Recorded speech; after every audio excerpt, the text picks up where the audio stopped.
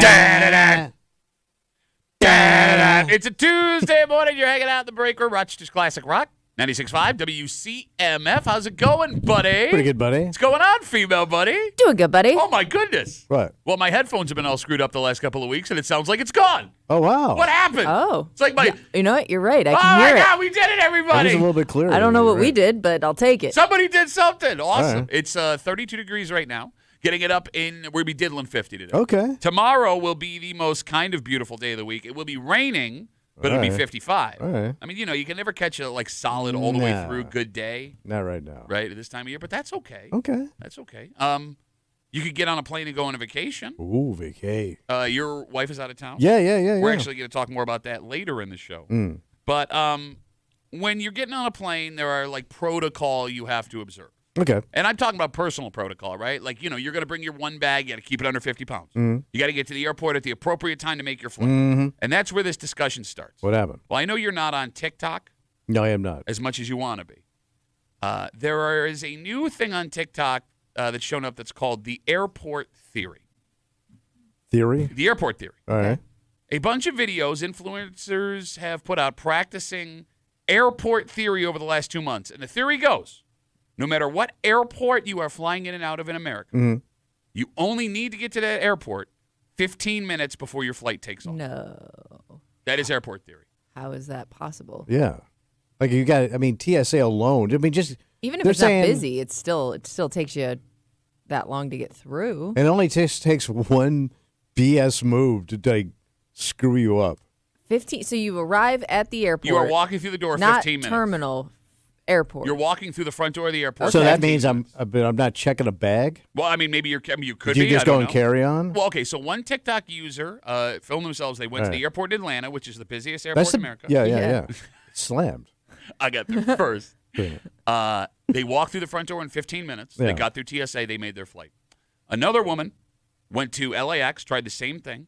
She went into the TSA line 4 minutes after her flight started boarding and made her flight despite getting pulled out of the TSA line for additional screening. And she still made it. Yeah, she made it. But I wouldn't want that anxiety knowing that I could miss my flight. Right. Why? Because you're scared? Yeah. 'Cause you're Yeah, I would be bitch-ass scared. bitch. Bro, anytime you miss your flight, it sucks. It just throws it all. It's just like it's done. I've never missed a flight. I wouldn't. I have. I'm always there. What, you too big, too important? So yeah, I- with the Wii show, everybody out of my way. It didn't Coming work. through. Rock and roll, baby. I've been bumped and overbooked and screwed, and it just sucks. Pumped, overbooked, and screwed. And that was on one flight, midair. All right, so there is now a belief from a bunch of people that all you need is 15 minutes to get from the front door to the door of your plane. Okay. However, I do need to share. Right. Since the airport theory has gone viral Mm-hmm. the last 2 months, searches for I miss my flight, what do I do on Google have increased 60%. It is amazing how those things go and see. Not to mention, there are also thousands, literally thousands, Mm-hmm. of TikTok clips of people testing the theory and missing their flights. Those clips, due to the algorithm, Kimmy, don't get shared Yeah, as that's much weird. as the first two do because see the good ones. There you go. Because that's the biggest fight I have with my wife when we travel. I want to be there early. She wants to go there last minute because she doesn't like to fly and doesn't want the anxiety Of sitting around. I don't want the anxiety of missing this flight, so I want to Yeah. get if I got to sit there for an hour, I don't care. You want I'll to drink be a there. cup of coffee. I'll look at my phone. I want to be anchored in. Okay. I want to know I- the plane is there. I am there. I get anxious even past security if I'm not at my terminal. Yeah. An hour before. Oh, wait, so both of you will get to the airport before Oh. way before an hour. yeah. Yeah, I'm Yeah. way early. And when I traveled by myself, it was insane. Like, when how I early went- are we talking? Oh, I would be there hours early. Not here, but even both ways. Yeah, I would go early and wait. Wait, you would show up to Rochester 2 hours early. Yeah. Why? Yeah. Because things got crazy. And I didn't want to miss a flight. There is never more than 7 people ahead of you in the TSA in Just Rochester. jinxed everybody Ever. this morning. No, I'm sorry. Hopefully You're nobody's flying today. No, look, I'm not saying get there 15 minutes early. An hour in Rochester is plenty But I get of my time. coffee, I relax. I don't mind traveling. I also hit the bars sometimes. I love how you whisper like you don't have a microphone in front of your face. So if I took an afternoon flight, I definitely would go there early and cocktail. Why don't you go to a bar before the airport? Right there. No, but then like- I'm, There's but then a I'm bar there. in the I can't. airport. I don't want to drink and drive. Park my car. I'm traveling by myself. Sure. Right? I got my bag. It was just nice. I would sit there, Just chill out and then go. No, nothing says smart like I'm going to get to the airport 3 hours ahead of time to pay 3 times what a drink costs outside the TSA. But you get one of those little propeller stir sticks. Wow. I used to save them. They were great. What? Okay, Kimmy, how early do you get to the airport? I'm kind of with Tommy. I get there like an hour and a half to 2 hours before. Yeah. Not so much here. You're right. Like Rochester, I'm a little bit more relaxed about, but any other airport, I'm there minimum 2 hours early. Especially if I'm not familiar with the airport and we're coming home. Like, I don't want to, Yeah, I don't want know like what to this last expect. minute, like, where the hell is everything? What? Bro, this isn't Lewis. Like they make airports so easy to navigate now. No, they do yes, not. Yes, they do. It is. They do Bro, not. they have an app. Every airport now has an app where it will show you where. It's like MapQuest. It just shows you where you're going. Yeah, but they don't think tell we- you how long it's going to take. It does. You only need one bad experience to scar you for life. And you only need one dick ahead of you Yeah. to, like, shut down your days. We flew out of Hamilton, Ontario. Okay, that first of all, I don't want to hear any story that starts with I tried But to it's save a money. small airport. It's smaller than Foreign soul. Rochester. What's and that? Foreign soul. Oh, and we airport on. waited 2.5 hours just to check our bag. That was before going through security. Because of the language. Well, I thought they had to check everyone for maple syrup. hey, over here, please. Hey. No, I mean, you guys, look, I get you. But you don't like to fly. I don't like to fly. So you don't like the anxiety of being at the airport. Look, I thought an hour was plenty of time, like especially here. Like you get there, and, I'm sure it is. but like even with the hour, like I'll get here, I'll walk through the door an hour ahead of time. I'm through TSA in 5 to 10 minutes. That gives me 45 minutes to get a Diet Coke, find my terminal, sit down, and relax for a second. 2 hours. What are you doing? I just like to be there. What I mean, otherwise you're just waiting at home looking at the clock. Yeah, I'm already up. Like, my wife, she's like last minute everything, right? Because she doesn't want to fly. So just would say, like, jump on a plane and go. I'm up early. Like, I'm ready to go. Bags packed by the door, cars idling. Let's go. No, but like with the bags packed and by the door, that gives you time to just relax and not have to do anything. I'm with you. I'll be ready the night before. You know, it's an old comic thing. You know, everything's ready to go, right? Yeah. But like, I don't want to have to leave 2 hours early. And I would have thought being on the road for all those years would make you cherish every second you could have inside your house. I hated driving, so you're absolutely right when I was on the road. But I love to fly. To me, flying's like the only way to go. So, like, I'm excited to get started on this. Like, once I get to the airport, I'm on vacation. This is like fun. 252 WCMF. We started this conversation with what is called the airport theory on TikTok. There have been several TikTok videos that have gone viral. Folks that any airport in America, they claim you can walk in the door 15 minutes before your flight, get through TSA, and get on the flight, make your flight on time. There are 2 videos that have blown up for it, and people have started trying this. In the 6 weeks since this has gone viral, Google searches for "I miss my flight, what do I do?" have increased over 60%, and experts are tying those 2 things together. Not to mention there are thousands of TikTok clips of people testing the theory and then missing their flights. They just don't get shared like that. Okay, all right. What? I get that you don't have a lot that you do. Like, you don't have a lot of hobbies. Like, you, like, go into, like, wow, bright lights and a subway. Like, that's pretty fun. Yes. Our age, Kimmy, I thought that we had – I think there's also – let me try this again. Yeah. With your generation, TSA has become a monster that you did not have to deal with when you Yeah. were a kid. Oh, no. Yeah, Right? So, like, I get even 25 years later thinking, like, oh, it's different than it used to be. You got to get there early. We've only known TSA, Kimmy. Yeah. Right? So it's not like this, like, you know, new – ooh, Yeah. how long is it going to take thing? But wouldn't that make us the opposite way then? Wouldn't you be like more likely to get to the airport super early because you know you're going to have to deal with it? No, because Just we've never – the way of life. We've never changed. Like, it's always been that way. I don't have guess. this – they have gotten more efficient the last couple of years. You don't think so? I mean, probably. I don't travel that much. I don't know. I mean, I do remember. I mean, like, I guess they've improved it. I do remember 15, 20 years ago, it did feel like it took forever. Well, yeah, because it was all new. Yeah, You're right. but now, I mean, you know. Yeah. I think everybody knows the routine now. Yeah. To your point, I know what to expect. And if not, they'll shout at you. Yes. Shoes off! Shoes off! I never know what I'm supposed Electronics in the bin! No, but Kimmy, like, there are days where it's Move just. it along. The rules are different. Where, like, I'll take my belt off, and the guy will be like, you don't have to do that. Oh, I'll take Yeah, my no, shoes off. they do switch it up on you What the hell, sometimes. guys? Like, I how know. about just a sign that lets me know up front? All right. Yeah.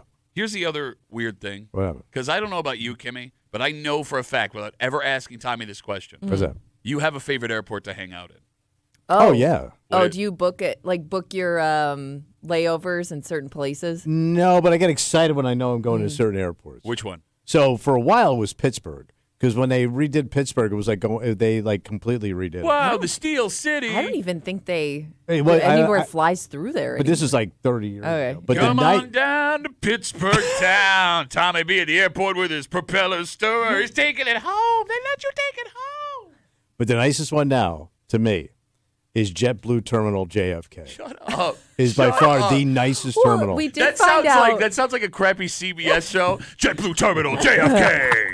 We did find out that you will book your flights based on where the terminal is in an airport. Oh, yeah. You weirdo. I almost cursed at you because you're such a weirdo. I'm telling you, man, JetBlue, that is the nicest terminal. It's all brand new. They put billions into it. For billions. They put billions into Billions it. He into it. said. That's just But, a sushi bar. But they got I know, but they what's got, so great about it? Like new seats, so they new got all restaurants. they got nice restaurants, nice Okay. bars.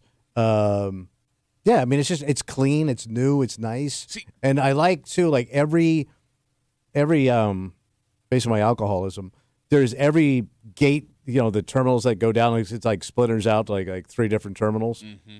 Every one of them has a bar close to wherever your gate is. Wow. So you can get a cocktail, you get a little lunch. They also, at that time they just started like they'll bring it right to your wherever you're sitting. Wow. Pretty sweet, huh? It's very nice. Kimmy, do you have a favorite airport? Okay, so recently I've flown a lot through Baltimore for some reason. Great food selection. Oh, nice. Like not like the most glamorous, fabulous airport, but they have like everything you'd possibly want fast food wise in that airport. They also have a 1950s diner in the Baltimore airport that's like Oh, huge. and also these brand new bathrooms where you get your own room. Yeah, I did see the little Yeah. like cubby thing. That's Yeah. sweet. Yeah.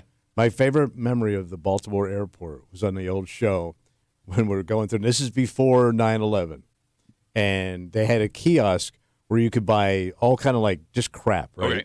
And they sold lighters, and everybody was smoking cigars at the time. So we all bought our own individual naked girl lighter. So we all had these light. I can remember being on the plane playing with them, showing each other. Like this is when you could still fire up a lighter on a plane. With a naked lady on it. Well, how about the flame came out of her nipple? What? Wow. Only in Baltimore, baby. You were in your 40s. That's what you remember Yes. about an airport? You only remember a nipple flaming lighter? nipple on a plane. It's a man in his 40s. And I'm not talking to My drink. favorite part about the airport was the naked lighters we got. Kimmy, he's lighting the thing to see the naked woman. Oh, we That's all why were. We like what this. an idiot. It was like it was Freebird, and we were wanting an encore. The one thing I never understood, What? there are people that have favorite airports based on shopping. Yeah, because they have a Yeah, lot but- of places down where you can get I guess. lost. Okay, so here's the I don't thing. even think to shop at the airport though. So like when the last time I flew, I went through Chicago. Yeah. And they have like these Massive. shopping centers. Yeah. I'm sprinting through stuff. But they're always like Orlando's got a huge one, Atlanta's got a huge one, Chicago's got a huge one. Yeah. And I never understood the people that shopped at the airport because everything cost a third more I to guess double like the if price. you realize you forgot something or you needed something, it'd be very handy. No, we're talking but like you're just talking straight up shopping. Kimmy, we're talking like Coach Yeah. bags. Oh, We We're yeah, gotta talking figure yeah. out where High-end. to put all that Yes. stuff too. So the douchiest thing I can think of at an airport, and it's at the West Palm Beach Airport where I grew up, and they have a putting green. inside the Oh. airport. Yes. So you could practice your short game at the airport on these like artificial turf putting greens. I mean, it's not the worst idea. It's free and it takes up time. Yeah. I don't know if it's completely. It may be Okay. free, Maybe it's but not- even if maybe it's you not got to free. rent the putter. But you look like an ass, man. I'd rather do that than who like cares? watch Yeah. my wife all of a sudden All wanting to right. wander in Yeah. like some makeup store. It's Well, like, if oh, you're- that'll be $80,000. Well, if you're in West Palm Beach, man, work on your short game. I also, what really pisses me off? Like when you go through these international airports, ones that'll fly out of America. Yeah. And they have the duty-free shop. So you're in the international No, terminal. but it's not just in the Oh. international terminal. So it's open for you to go walk through Yeah, and yeah, look. yeah. But you can't buy anything unless you're flying out of country. Right. And they check your ticket. So it's like, oh, hey, you really like these super cheap price on all this stuff? Well, too bad, jackass. You can't have it. Yeah, because I never do it on the way back. You know what I mean? Like you're right. Like I'm there, I can't buy it, but when I'm coming back, I never think I'd walk in there. Because, the duty-free going into Canada, Yeah. at least up until yesterday, pretty relatively inexpensive. How's that going to work, by the way, with the tariffs duty-free? kicking in? You got. I guess there's another whack on it. Well, but there's no duty. That's supposed to be a Yeah. tax-free area. Can't call it All right, so duty-free maybe anymore. maybe it helps them out now. Because every time I go to that duty free shop, Mm-hmm. I want to start smoking. Because they have them packs. They have those big ass packs of Marlboros. Yeah, and like stuff. I go, man. The fun larger with the packs inside I'm missing it. out, man. Like that looks so cool. I want to get a bottle of whiskey, an enormous pack of Marlboros, and just sit down and relax. It is the worst. It's all of the worst vices possible. Like have a cigarette. Here's the biggest whiskey you've ever seen, and why not a 9-foot Toblerone? Yeah. Oh, and cologne for some reason. Yes, yeah. And don't get your whiskey and cologne mixed up. Yeah. Quick sidebar before we move on. What? Does anybody eat Toblerone outside of an airport? No, because I got offered one time on a flight from a lady next to me, and she had it looked like a support beam. Yeah. And she was snapping it off, and she said in another language, "You like some?" And I said, "Nah, I'm fine." But like as the flight went on, I go, "Yeah, just give me a piece." Well, of you it. tapped her back on the shoulder. I thought I would like By the some. way, barehanded, she snapped it off and handed it to me. It was delicious. That stuff is delicious. We had some of those good Frenchman hands on it. It's got that hazelnut. Her hands or the truck? Both. I don't know where her hands were, bro. We got a dynamite hazelnut French hands. Got to break them for you this morning here on CMF. It's Tuesday. You know what that means. Oh, it's that new fancy segment we're doing. What's that called? Where's the Toblerone in the hood? Kimmy's got her post in the neighborhood app. She's going to read it out loud. We're going to listen. You have to listen. Because there are clues, despite her removing all town names and references, Yeah. street names, town references. We're all going to call. We're all going to play nice. Yes. We're going to be nice today. We're going to figure out where they whine in just after 9 o'clock. So set your phone alarm. Come on back or stay with us. Also, just after 7 o'clock, don't do this. Don't do this. Don't do this. No, look. Do what? What are you doing? You. Oh, me. Tommy's wife is out of town. Yep. And when Tommy's wife leaves the house, he gets this weird small man strength, Kimmy. Because he's afraid to do anything while his wife's there. No, because it's like I'm I get afraid. You denied. say please. I'm afraid. It's like TSA, man. I get Yeah. I'm in lockdown. No, well, first of all, it's her house. Second of all, she knows you're an idiot, so she's watching out for your safety. Yeah, you do the things that she would call dangerous. Exactly. Yes. But, Kimmy, this is past danger, because this is dangerous. Yeah. But this is also Hurt yourself. It's not dangerous. How's it Well, dangerous? someone Nobody else your- is around. I mean, could your be age, your dangerous. size. All right. All right, look. Is this her thing that you're planning on moving? Yeah. We're getting something new, so I got to get something out of the house. But, like, what you're getting rid of is her thing, or is it both of your things? No, we bought it years ago. So it's her thing. So, and this thing still has value to it. I thought so, but no. Yeah. It does. Yeah. I mean, it's 10 years old. Okay. So she would have no problem with you doing this? No, I don't think so. So why are you doing it while she's gone? I don't know. We'll get into it just after 7 o'clock here in the break room on CMF. Plus a whole bunch more. But first, Tommy. Yeah. You know, there's this idea that we all have how we would start to live. If We had were to s- live, Pat. If we were super rich, all of a sudden you came into a whole bunch of money. You know, I'm ready to go right now. Yeah, well, it turns out not everybody's like that because there's a man who is an unbelievable amount richer So he hit. this week. Yeah, he hit, and he earned it. I mean, the guy worked his ass off, and he got this contract from the Buffalo Bills. And it turns out he does not react to this money like you and I and most other people would. Is he going to be a damn fool? Well, define damn fool. Not having fun. Well, but, wait. All the guys having fun, you call them damn fools, too. I got it. Well, let me know. Is he locking himself up? Is he getting locked into something he can't get out of? We'll get into it, and we'll do it next year in the break room. Let's see CMF.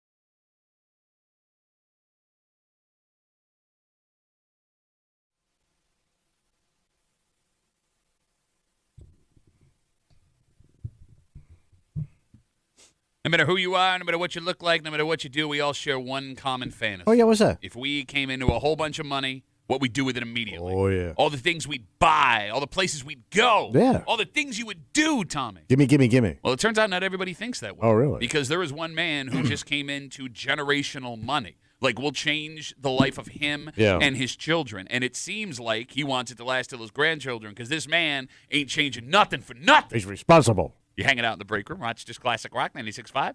WCMF just after 6:45. One hell of a night in what I heard was the quietest village in all of the greater Rochester area. Did you see what happened in your town last night? I did not. I didn't hear anything. How did you miss it? It was around the corner from your house. They shut down a road. There were cop cars everywhere. I didn't hear a damn thing. Because there was a threat at this place you would never expect a threat to be. Who's threatening? We'll get into it just after 6:45 here in the break room on CMF. Tommy, you familiar with Khalil Shakir? Oh, yeah. Who's he? He's a receiver. Yep, Bills wide receiver. I am very surprised you hit No, that. yeah, he was in. They were constantly talking about In fact, when I said the name Khalil Shakir and asked you, I immediately became worried you were going to guess horribly wrong. We told you last week Khalil Shakir just signed a 4-year, $60 million contract. Dan Khalil. That's right. The guy will never have to worry about money for the rest of his life. And Tommy, we now assume that all NFL players, pro athletes, they live a certain kind of lifestyle with the money that they make. Okay. But it turns out Khalil Shakir doesn't. He don't play? No, he don't play around. Yesterday, he had a press conference talking about the contract he just signed, and it was revealed that Khalil already has a car that he plans on keeping despite his new contract. I don't really splurge much. That's not really what I like to do. But, yeah, I probably will get a new car, but it's not going to be anything crazy. Yeah. Maybe just drive something else in here every now and then just so Curtis sees and he doesn't make any more jokes, you know. But, yeah, we'll see. Yeah, it's definitely, I feel some sort of way towards it. You know, it's got the tinted windows, just a normal white Subaru with tinted windows, and I think it looks pretty crazy, but I love it, so we'll see. A Subaru. He drives a Subaru with tinted windows. Okay. 2021 Subaru. Khalil Shakir, he bought the car apparently after he signed his contract, his first rookie contract with the Okay. Bills. He's still driving it. Yep, still driving it. And likes it. Said he may step up, but it won't be anything too crazy. Doesn't sound like he's really stepping up. Okay, so here's the thing. Yeah. Like there's the normal car, Mm-hmm. and then there's the Subaru. Subaru is like more than a normal car, and what I mean by that is like you get a Subaru when you want to go out of your way to not be flashy. You know I what I'm always saying? assume everybody that has a Subaru does a lot of camping. I don't know why. Well, the commercials. Every do. commercial. But Subarus, I always figure you eat organic Yeah, okay. and you can reset a couple of poems. Which I think Khalil Shakir, checks it's both of in. those Okay. boxes. All right. that tracks. Yeah, I drove a Subaru for a while. You did? Did you? Yeah, my blue Baru took me across the country. Oh. And you know how I feel about poetry. Yeah. Okay. I forgot about that car. Let me ask you this question. And the phone number is 252-WCMF, 252-9263. The fact that Khalil Shakir just signed this monster contract, so he said maybe he'll get a new car, Yeah, but it won't be maybe. something flashy. Does it make him cool or does it make him lame? Well, it's lame. Oh, It's super lame. why is it lame? Because he's not going to have any fun. He can still have fun. Why can't he have fun? You can't have fun in a Subaru. No, you can't. Again, have you seen the commercials? You can put a tent right out of the back of the Subaru. Yeah, that's not fun. It's not. There's no flash. There's no good times. There's no. They're never going to make a documentary about him. Yeah, that's good. If they've made a documentary Yeah, about you, that's usually you've not a either good been sign. you've either been assassinated or done something horrible. But that's what I want. Those are the best stories. Like those 30s for 30s, which I Oh, love. we don't. We those. don't want that. We don't want that. But we all love watching these documentaries. Can you Yeah. name a, How about somewhere else? Pick another team. Can you name a single guy. documentary where it's ended with like, and then he had a family and they loved him, Yeah. and that was it. He lived to 90 and it was wonderful the whole time. I want the entertainment. I want to see somebody blow it, All right, so here's the thing. like a yacht. There's no way. The best way to blow money to me is a yacht. Kimmy, what Khalil Shakir is doing here Yeah. definitely fits his on-field personality. Sure. He's the kind of guy who goes to work. I he go to does- work. Does his job. Keep Don't your head hear a lot down. from him. He gets 3 yards more than any receiver on the field is going to get you on every play. He's Take not some a, hits. Yes, and he's not a flashy guy. Right. But you're disappointed in Khalil Shakir. I like a little flash, man. Okay. Because there's really no flash on this team, Von Miller would be the flashiest. Yeah. There's always gonna be flash. and you had to import him, man. He had his bigger flash in L.A. You know what I mean? He was Well, in LA yeah. for like 7 hours. You keep saying LA. He spent the bulk of his career in Denver. He went Dancing to with the Stars. Okay, great. He embraced the L.A. lifestyle. For the 7 hours he was Yeah. there. Wow, In-N-Out Burger. Now he's in Buffalo. Do we want our athletes to live these crazy lifestyles that we can't afford? I like the range. I like Give me seeing something. Yeah, but I almost think it's more unique to have the Subaru over because you're gonna watch all the nice cars roll into practice and games, but it's the one Subaru that I have more questions about. I mean, she's not wrong. That's what makes you more of a story. I mean, Tommy, you love that story of Stefan Diggs a couple years ago getting his Ferrari or Lamborghini? Ferrari. Stuck in the snow in the Tim Hortons Going, drive-thru. going out for coffee. So, and I get it, it's fun. But at the same time, you mock all of the cars that the old Bills players used to drive to training camp. It was all flash, man. How many shots did you take at Doug Flutie for his bright yellow Viper? That was the best. And a mullet. He had a mullet and a Viper. Well, those two things usually go hand in He hand. was such a douche, man. But you kill those guys. Every one of those guys that had one of those cars, But you it's kill my them. entertainment is to kill. Who was the one that crashed into the China buffet? That was Drag Marcel, racing. Yeah. Marcel Darius. There's nothing more fun than crashing your car into the China buffet and then going inside and eating. And then when he did that, you killed him for Yes, like I a did. month. Yeah. Okay, Well, they were drag racing. Tommy, you love to hear stories of guys spending tens of thousands of dollars in one night partying with a bunch of different women. What's that documentary Broke? And that's just it. Oh, my God, is that good? When they declare bankruptcy, Yes. right? You come on the air and you call them stupid. So I don't know what you want from these guys. I'm a hypocrite. I want it all. I'm selfish. I'm a fan. But you got to give me something. No, but when they give you something, you then call them idiots. Yes. Okay. Kimmy, it does seem, What? 252-WCMF, 252-9263, as Khalil Shakir, Bills wide receiver, does a press conference yesterday talking about his new contract, said that he currently drives a Subaru. He's not a flashy guy. He may upgrade his car, but he likes the Subaru he's got tinted windows. He spent the extra $50 on that. Mm-hmm. It does seem, Kimmy, the athletes of today are learning from the mistakes the athletes of the past have made.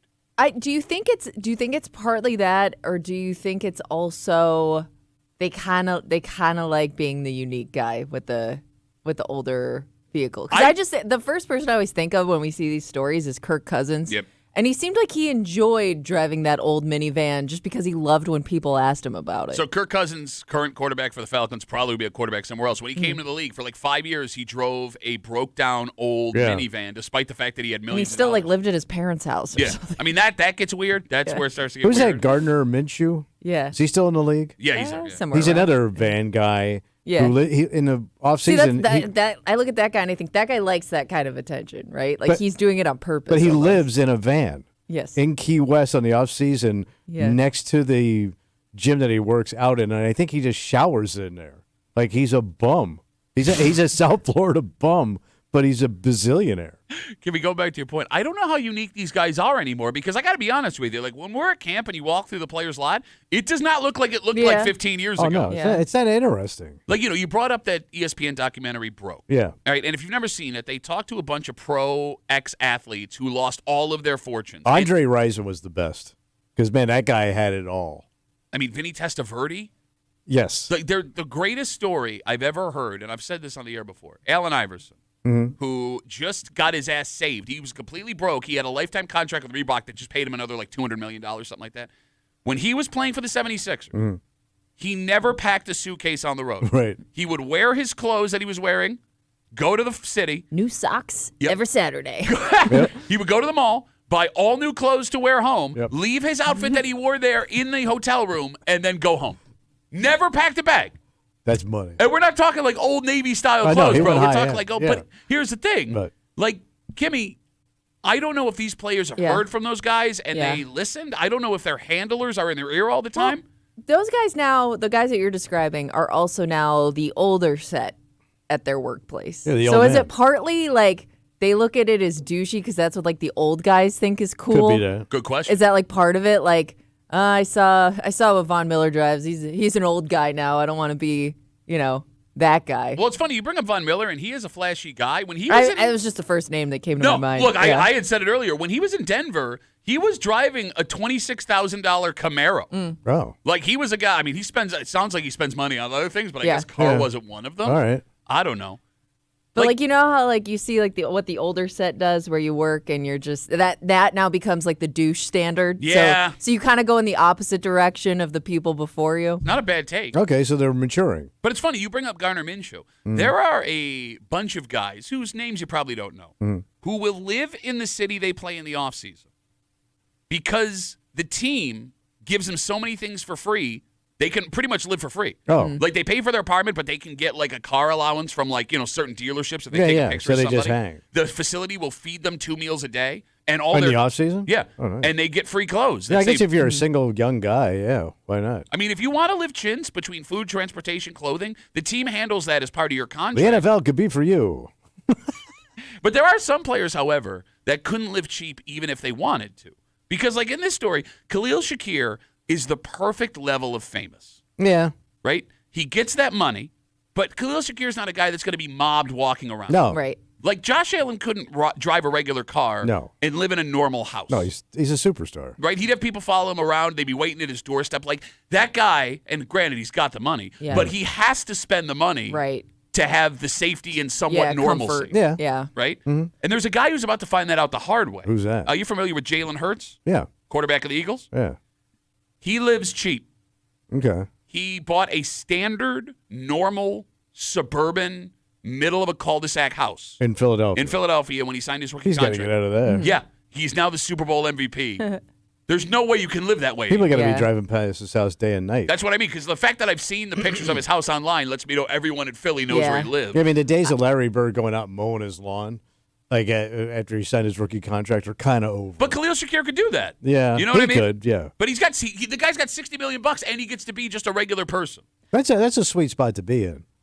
Have all your privacy. Come Agreed. and go as you please. I wonder if you start to see it swing the other way with kids coming out of college now and going into the NFL. Oh, is it just gonna go because, bad? Well, no, just because they're already getting paid. Like now that those NIL deals are more common, kids are already making that kind of money coming out of school. So I wonder if you now see they're not going to be as frugal, I guess, because they already have the paycheck. Oh, they're already used to the money. Well, I mean, look, they're spending it. I mean, if you look at some of the... but that's what I mean. Like Yeah. maybe once they get that NFL contract, they're like, screw it. Like they feel like it's going to last forever. Yeah. I mean, imagine being 18 and having that kind of money. But I mean, think about it, Kimmy. Like to that point, maybe they don't have to be as frugal because you could be making, I mean, high-end Oh, yeah. prospects. well, I'm an not saying extra- they have to be, but I think that maybe you start to see those really flashy things come back around again. I mean, you do make a good point. We could be 20 years away from a whole new generation of players yeah. that got paid oh, too yeah. early. We're going to see a lot of but stories. it makes sense. I mean, if you came out of a really rough area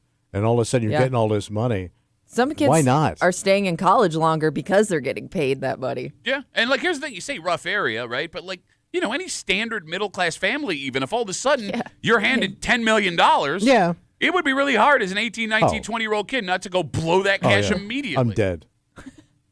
I'm dead now if you gave it to me. Yeah, I'm aware of it. So if anyone's got $20 million and wants to make the show Set better, me up. well, you could move out of what seems to be now a dangerous town you live in. Oh. They're shutting down Main Street, bro. So this happened in my town. Last night, it's literally around the My corner from your hometown. house, and you did not know. It's not your hometown. You're squatting there. Kimmy, why this place of all the places this could go down? Yeah, it doesn't, and the time and day, I don't get it. So the details are thin. We'll tell you what we know, All right. and we're going to have to try and figure out why someone would want to make this kind of disruption in a Oh. tiny little village Yeah. at this place. Wait, it was that- in the village? It was literally around the corner from your They house. do not tolerate that in a village. We'll get into it next here in the break room. WCMF.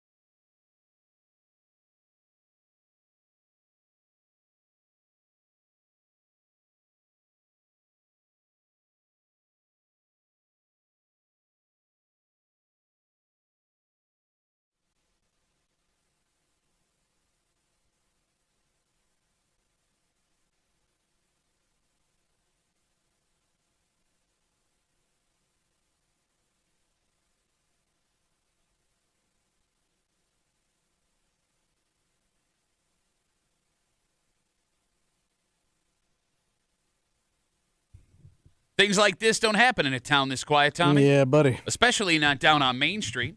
What happened? Wow, I don't know. Because the village of Pittsford was lit up with cop cars last night after some chaos in this community scene. So what went down? Well, that's just it. What the hell could have happened that led to streets getting closed and cop cars galore? Mm-hmm. You're hanging out in the break room. Rochester's Classic Rock 96.5. WCMF just after 7 o'clock this morning. I'm begging you not to do this. Do not do this. All right, it's easy. No, okay. It's first of all, for a guy your size and your age, it's not. And I mean that with respect. I'm not trying to insult you. No, none No, taken. bro, can I not? Cutie little man can't do nothing. No, this could literally kill you. If you get stuck not- underneath it, they're never going to find you. Underneath, The dog will start eating your foot. But past that, there's a reason why you're going to try and do this today. Yep. Why? Nice weather today. Oh, is that what it is? Pop it out quick. But it'll take. I bet you this won't take me 5 freaking minutes. Every time you say this, you get stuck in a tree. No trees this time. Okay. All indoor. So your wife's going to help you. No, she's out of town. Oh, that has nothing to do with why you're doing it today, is it? I'll pull a little move. We'll get into it just after 7 o'clock here in the break room on CMF. Things in the village of Pittsford got a little bit crazy last night. What happened? Dicey. Story on News 8 says in the early evening, authorities around 6 p.m. were called to the Pittsford Library after the library received a threatening message. Like a email? Okay, let me say this again, and I want to make sure I get this right. Authorities said a person at the library received a threatening message. Okay. And put a pin in that because we'll come back to it. All The police evacuated all the employees and guests of the library. Both women had to leave? They did a sweep of said library. After a few hours, they determined everything was safe Okay. and the threat was not credible. However, it must have been a somewhat decent threat Okay. as there were it looked like, Kimmy, a dozen cop cars Yeah, no, it was surrounded. on Yes. Main Street in the village. Yeah. They shut down Main Street while they did the investigation. So if you were looking to buy something made exclusively of alpaca, you would have had to take an alternate route to get down into Shown Place. Yes, you would. What if I got stuck at that Starbucks that's right there?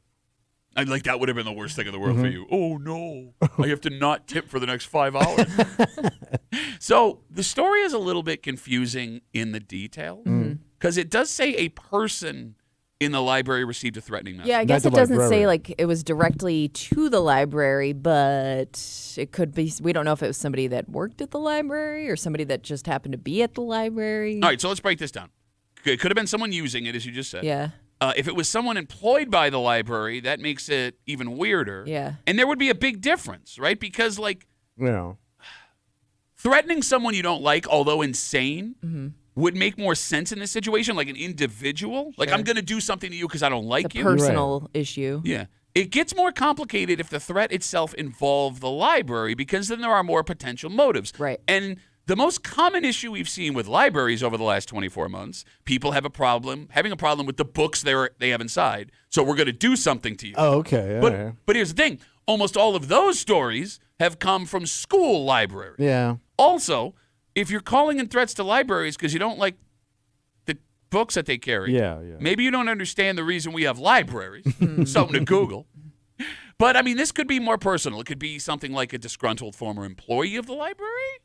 All right. I had a pissed off librarian. Are there disgruntled I don't former know. employees of libraries? Well, I mean, it's such a. They're also quiet. I mean, librarians like in TV shows and in the movies, they're never shown in the nicest light. That's the only reference he has to librarians. Yes. And in fact, I've seen the library on TV. but they're always dowdy. They're always quiet. They have no life. Yeah, but that's the way See, they're like, portrayed. I always thought like librarians, well, maybe because I spent most of my time at a library as a kid, like they always seemed like such friendly, nice people. Like they were just excited you were at the library. I have never had a bad experience with a Yeah. librarian in my life. No, but they're just like boring people. Yes, that's what I mean. Yeah. So, But, that, you would never want their life. It looks like they go home, they feed their cat, they go to bed, they get up, and they go back to the books. okay, but that could be the life they enjoy. Yes, but it looks kind of sad. Okay. Like they're not. They're usually unattractive women. Back as they were portrayed in media in my day. Have you ever met? My grandma worked at a library. I dated a librarian for a while. I did. The one I put accidentally, my cigar hit her cheek. Accidentally. I'm telling Ursula she's going to come for you. That's a librarian name, Ursula. Okay, so we could agree then a disgruntled former library employee would probably be the least likely person to call in a threat Yeah, I guess. based on their personalities. I mean, this could also be someone who was banned from the library. That could be because they were jerking around. Okay, literally and figuratively. So here's the thing. It takes a lot to get banned from the library. Mm-hmm. And you'd have to imagine getting banned from the library would be a pretty embarrassing. You did something really bad. Yeah.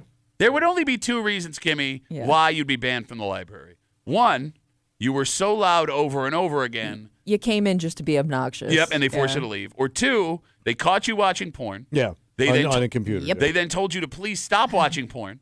And They a then, zip up. They then caught you a second time watching porn, which would be a double porn library watching, Under the Yes. Sploo Jack of 77. which is weird because it was actually named after Senator Orwin Splooge, not what Yes. you think from Yeah, Montana. yeah. Like, if you've been told you can't come back to the one place that costs $0. Yeah. Yes, where everybody's Community welcome. Yes, resource. like that, I guess, would It's even a safe place, right? If you're in trouble as a kid, you Yes. go to the Yeah. library. like there's like to be banned Yes. from the library for the rest of your life would be, I think, enough for someone to like go off the All right. deep end, right? Yeah, the But- most accepting place on the planet. But here's the thing: we have no details as to what the threat was about, if it was individual to the library, Right. why it would have come in, and there are no arrests of this as of this morning as to No who, suspects, yeah. Nothing. Yeah, I mean, I don't know if they No. have suspects, but nothing's happened. They haven't said anything about it yet. So 252 WCMF. Who the hell would want to shut down the library? Right. And we don't know, like to your point, who got that message. Right. Yes. Again, this could all be for nothing. This could be someone personally Saw it and said something, yeah. or somebody personally threatened, like, Yeah. I am coming to get Yeah. you, and they just happen to be at the library, so that shut the whole thing down. Right. You know what really sucks about this? What's that? Again, 252 WCMF, 252-9263. The Pittsford Library was evacuated last night after around 6 p.m. A person at the library, according to a story on News 8, received a threatening message. They shut down Main Street 2 hours. They went and searched through the whole thing. Eventually, they discovered that the threat was not credible. No suspects as far as we know right now. If this is someone that had an issue with the actual library, Yeah. they can keep doing this as much as they want, as long as they don't get caught. Yes.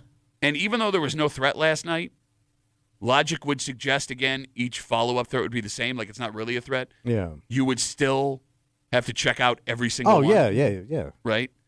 And if you worked there, it would still put you on edge every time it came through. Mm-hmm. And if you were someone that has a kid that uses that place to study, it takes time away from them. That's what I was just thinking. Like, chances are, if you're at the library on a Monday night, it's because you need to be there for a reason. So that might have put a dent in somebody's homework. I mean, think about that, man. You drop your kid off at the library, and they have. Yeah. I mean, my daughter would be thrilled. But, Oh, what can I do? Library got evacuated. Can't Oh, study yeah. anymore. Yeah, this would be a dream. And like, if that's a place you go to relax, like there are adults who go to the library and they sit and they read and they use the internet and they just Yeah. it's their Yeah. place to be quiet. Some people work there, right? Yeah. Yeah. Where else do you go? Like, there's no other Home. place like the. Go to your goddamn home. But like the chaos of some people's houses, they go to the library for the peace and quiet. All right, I guess you go down to Barnes & Noble. Okay. It's the non-free library.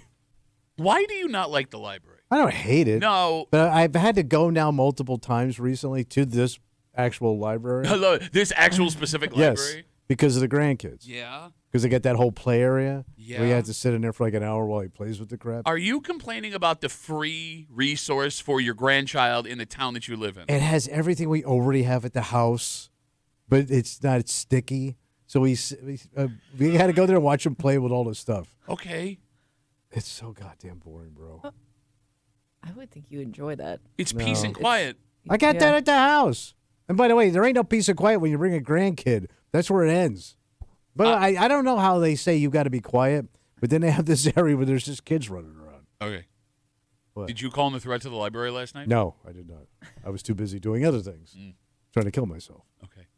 I mean, I have nothing but fond memory. It's funny, like there. Fond? It seems Yeah. there are three. I used to love going to the library as a kid. Same when I was a kid. Reading sucked. It was kind of beyond reading. It was just the whole idea of it. I think there are 3 periods in your life, Kimmy, where Yeah. the library becomes somewhere you want to be. When you're younger, right? Like that elementary school age where the library would put on like Yeah. stuff to do. I remember going to see magic section. shows. Yeah, and then- me too, Right? yeah. And then like, you could rent movies and read books. Oh, and like yeah. they had that, like every library had like the fun little kids nook where it's Yeah. like, oh, I'm sitting on a Crafts. mushroom. Yeah, Yeah. exactly. Then that falls away as you get older, right? You start to dislike the library because that's where the studying happens. Then you have your own kids. And you get to see the fun your kids have at the library. And also, it's always free. So anything going on at the library is not cause. I'm not going to the trampoline park for $100. Yes. This is free and it's taking up 2 hours. Well, I'm at that stage now where pretty soon we'll have to take the little ones for like those reading Yeah. book things. Yeah. Reading book things. Hey, I'm here for that reading book thing. Is this the library with the reading books? Yes. I'm not looking forward to it. And I guess with the exception of this man who sits across from me, Kimmy, it does feel like once you get into your elder years, your 60s, your 70s, your 80s, the library becomes a valuable resource again. I don't think You have people more need time. it anymore. Why would I need a library at my age? So they- everything I got that at home or on my phone. Oh, no, they have Yeah, like. but some people prefer to read like it may be hard for some people to read on a tablet or a phone, so they want the actual physical book. Not to mention, they offer like community classes a lot of the Yeah. time where they'll have meetings or Those like look like lectures or. Anytime I could go to the library for a community event or learn how to do macrame, I'm in. You know that what's funny? sounds like hell. You just talked about how much you love documentaries. I do. You love historical documentaries. There are libraries in town all the time. And by the way, I'm not being paid by the library. This is just me talking. Yeah, you're like Where- a rep. They'll They'll- invite people that were involved in some of those documentaries to Yes. come speak. Or like guys, men and women who wrote books on like historical events that you would enjoy going. And you won't go because it says library on the front I of it. got that on the History Channel. I can watch TV. I can't read. I hate reading. You don't. You just have to listen, stupid. You just have to listen. I got a TV I can listen to. Okay. I got the internet. like Pittsford, it might be the nicest library in Monroe County. It's like a country club when Yes. you go, and there's a Starbucks adjacent to it, so you can walk across the It's hall everything you love. and get a coffee. You could walk to that library from your house, Oh, easily. Yeah. and you never go to it No. Well, I do with the grandkids. under duress. Okay. Duress. If you go to the library, you know there's no T on the word duress. Dressed. Duress. Duresses. Oh, was that the lead singer of Limp Bizkit? Fred Durst. You idiot. All right, let's take a break. right. And look, man, despite the fact that you are a moron, Kimmy and I still care for you. You're still our friend. It's very nice of you. Do not do this. Do not do this. I implore you. I don't get the logic in your head. Because I think It's quick and easy. Okay. And I don't have to deal with what are you doing? You're going to hurt yourself. So you admit you're doing this because your wife's out of town. Yeah, but I could do this in 5 minutes, or I could be lectured and don't do this. You're going to break that. I could just do it quick and be done. There are 2 parts of this that are going to end in disaster. You know what you could do with them 2 fingers? No, I know. I already got a plan. Bend over. Yeah, you got sodomized in your joke, buddy. How you like that? Didn't see that coming, did you? 2 things. 1, you could legitimately die. No, you can't. No, you can, very nobody easily. has ever died from this thing. No, yes, people have, and you're going to be doing it by yourself. So even if you get trapped and don't die immediately, help, help. But more importantly, Trapped. if you do this Right. without your wife's consent, it will be a fight that will linger for the rest of your marriage. Not if I pull it off. No, yes, it will, because you do not see the value in this thing that she does. And I'm sure she has plans for it that you don't want to do, which is why you're doing it while she's gone. That's my assumption. Hey, when it's gone, it's gone. There's nothing we can do. We're going to tell you what brilliant plan Tommy has now that his wife's out of town that will, without question, bite him in the ass. Listen to your friends, stupid. You'll have to move your fingers. Next, here in the break room on CMF.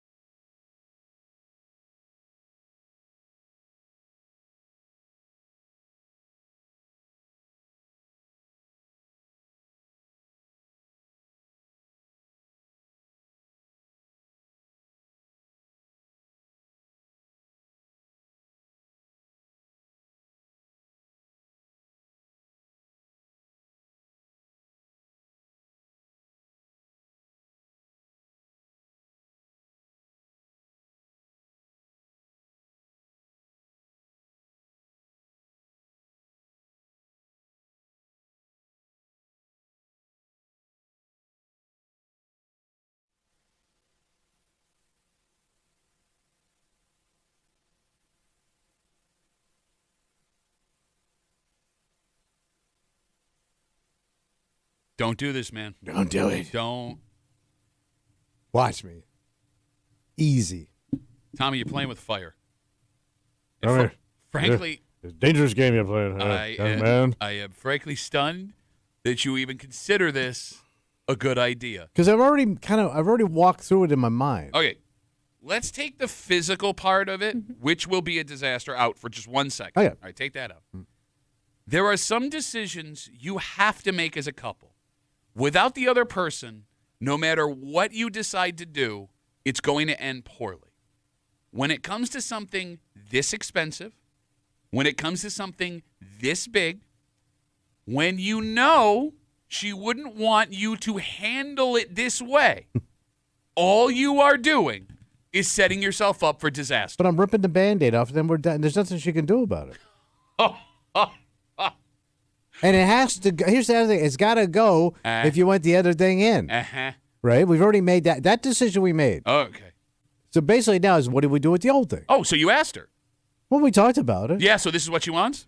I didn't see the value in it. You're hanging out in the break room, Rochester's Classic Rock 96.5, WCMF, just after 7:25, 7:30. We're pretty lazy. Yeah. Right. But something that showed up over the weekend that is so lazy. Yeah. Even the laziest of human beings that reside here in the break room. I promise you when you hear this, you're going to go, you got to be kidding me. All right. You got to be kidding me. Because to pay money to save this many steps somewhere, we'll get to it just after 7:25, 7:30 here in the break room on CMF. So big week in your house, Tommy. Yes. My wife's on vacation. Her and her sister take a sister trip every year about this time of the year. Pretty exciting. So they're down on a nice little cruise. Wow, that's Yeah, great. having a ball. So what's going on at the house while she's gone? And just me and the pooch is hanging out. Awesome. And we're getting a new couch. Got to get rid of the old couch, so that's got to go, and that's my project. Okay, so your Where's project. it going? Where's it going? Yeah, where's your old couch going? Out Just out. to the curb. Okay, so Okay. the new couch gets here while she's gone, so she'll come home to a new Hey, couch. I don't know. No, we got a little space in between, but You want to have it ready to go. Yeah, so she wants to get rid of it. Obviously, so I took care of that. Okay, so buying a new couch and getting a new couch, I mean, that's a pretty big undertaking. Yeah. And I'm sure that you've talked to your wife about what she wants to do with the old couch. Kinda, yeah. So what did she say she wanted you to do? Well, she wants to either do one of those Volunteer America. Oh, so donate it somewhere. Yeah. Okay. Yeah. All But, right. but they didn't get back to us in time, so she wants to wait, Can I ask you a question? shop it around a little bit. She says there's another place that may pick it up. Oh, yeah, there's a couple of thrift stores that'll come get it for you. Yeah. Did you actually call the thrift store? No, she did. Okay, so you didn't lie to her. She called them. Yeah. Okay. But they also haven't gotten back to her. Okay, so you just wait until somebody gets back to you. You find another place. No, I found this other volunteer service. What's it? Oh, really? Yeah, and they said if I bring it out by Friday, all done, and I give people work, and they're grateful to have this work, and it's all done. What's his volunteer service yeah. called? It's called waste management. You gotta throw away the couch. So I call waste management, and they'll pick it up Friday. No charge. Even though your wife wants to donate it. We're donating it. No, you're not. To You're the throwing trash. it away. No, to the fine people at waste management. Okay. So, what is your plan then? I'm gonna take it out of the house today. Wait, what?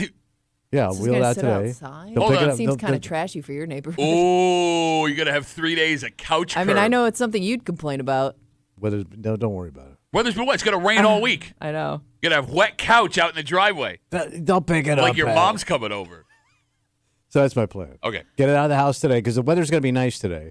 So I figure I can get it out, get it down to the curb, and then they'll pick it up this week. And I'm done. And it's out of the way, and we're done. So what's gonna happen then when your wife comes home and asks what happened to the? They I mean, picked it like, up. what's your? Oh, like, you're gonna lie to who's your wife. they? Bring it up. You're gonna lie to your wife. All right. Yeah. You have cameras all around your house. She's gonna see you doing this. Pick Look- it up. Like Look- she's gonna see the trash come and pick up the couch. Nothing they could do. She's gonna see the trash getting the couch Yes, out of the yes. house. So I'm going to drag. So I got it all set up. I could slide it right out the front door, right? And I got a hand cart. Get the hand cart, go around, wheel it right on down. Boom, I am done. How tall are you? I am 5'5" on a good day. How much do you weigh? I weigh about a 145. How old are you? I'm turning 66 in July. And you have no one coming to help you. How heavy's the couch? Like, is it a love seat? What is it? It's a standard smaller couch. After this, there will be no love in that house. 72-inch. Okay. It's kind of a big couch. Do you think that your 5'5", 150-pound geriatric ass I just gained 5 pounds. will? Bulking up. I can get it No, done. you It's can't. not that No, you heavy. can't. It's It's awkward, not. but I got the hand cart. Tommy, you're not. Look, Bro, it's hardwood floors. Slide it right out to the front door. I'm gonna Tilt it on its side. Scoop it up with the hand tilt it on cart. its side. Boom, down on the street. I'm saying this as your friend, not as a dick. Okay? You're not You're athletic. a friendly dick. You're not athletic. You're not strong. Yeah, I You do can't- stuff You're around not the house. smart. You don't know geometry. You can't do angles. What's This is when geometry having got- friends comes in handy. Like What the hell's seriously. angles and geometry got to do You with got to get sliding the a couch out the front door, stupid. Okay. This does seem like a two-man job. You got a bad back, dumbass. You've had back surgery. You don't know no algebra. How you gonna get it out without geometry and All right. trigonometry? Okay. Doesn't Phone need numbers. any of that. Phone numbers 252-WCMF 252-9263. I've known you for a long time.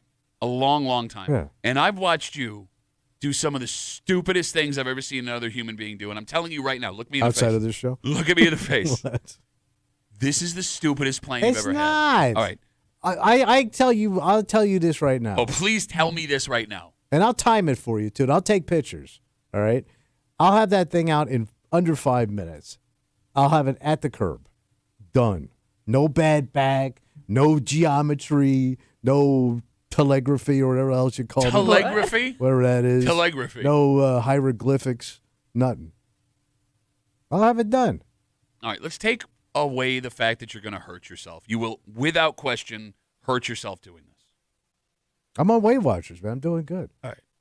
If you listen to this show on a regular basis, you know 3 things about Tommy Muley. What's that? 1, Tommy is lazy. Mm. 2, Tommy does not care about how valuable the stuff he has Yeah, is just get when he rid of doesn't it. use it, okay? And you like to throw everything away, Right. right? So single you trying to do this would not be any kind of surprise. Mm. But when your wife comes home Here's a- and she sees what you've done, She's going to be happy. she's going to flip the F out. What's she going to do? She's going to flip the F It's out. gone. The fact that you are doing it while she's not there behind her back and waited for her to leave so you could do it is proof positive that she is going to be furious. I would love to go on a cruise and have somebody else do the heavy lifting. I come home, it's all done. I don't know what I would pay for that. Okay. I should be getting thanked. What is remarkable about this situation What's that? is you are willing to risk not only your own health, but the wrath of the woman you love, who allows you to squat in her house to get rid of what you see as junk. You're like the opposite of a hoarder that is willing to take on Yes. the anger and wrath of a dragon. Because, bro, Kimmy, I'm a tosser. Kimmy, she will have the right to be furious when she gets home. Am I wrong? Yeah, I mean, this just seems like the hill you don't want to die on. No, which he will absolutely die on when he drops a couch on with himself. everything, with all the risks you're taking in this entire situation. But it from, has to go. from start to finish. But she knows. But understand this. Yep. Okay. She knows the couch is leaving. We have to get rid of the couch for the new but couch. I mean, just a little patience here would But help what the do we- situation. All you need is just a little patience. But what are we hemming on Han over? A lousy $100 you think you're going to get for this couch? You're not getting money. No, it's the fact that the couch is not going to end up in a landfill. It's going to go do good. It's one of them donating places. Yes, I understand. Well, Hey, they'll you know, come here's get what I it hear. from you. Here's what I hear. What's that? Word on the street. They're out there saying, Yeah. like, if they can't do anything with it, they throw it out. if Okay, they fine. get- Let them decide. And no, they always sell that kind of stuff. Tommy, true or false, your wife, before she met you, was someone who relied on those places because she was raising kids by herself. Yeah. So that place probably has a special place in her heart. She has probably been a person that relied on that stuff. You, meanwhile, spoiled ass, rich kid ass, bitch, throw it away, set it on fire, put your penis on it. Who cares? Nobody cares. Don't do this. Don't do this. You idiot! Because I'm gonna be the one. No, you're gonna come in. Oh, she's mad at me now, and I gotta be the one that sits you like, oh no, it's okay. I have a guest room. No, she'll probably be fine. She'll stop being mad after like 30 years.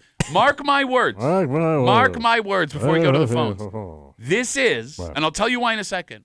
One of those arguments that will last for the rest of your marriage if you do this.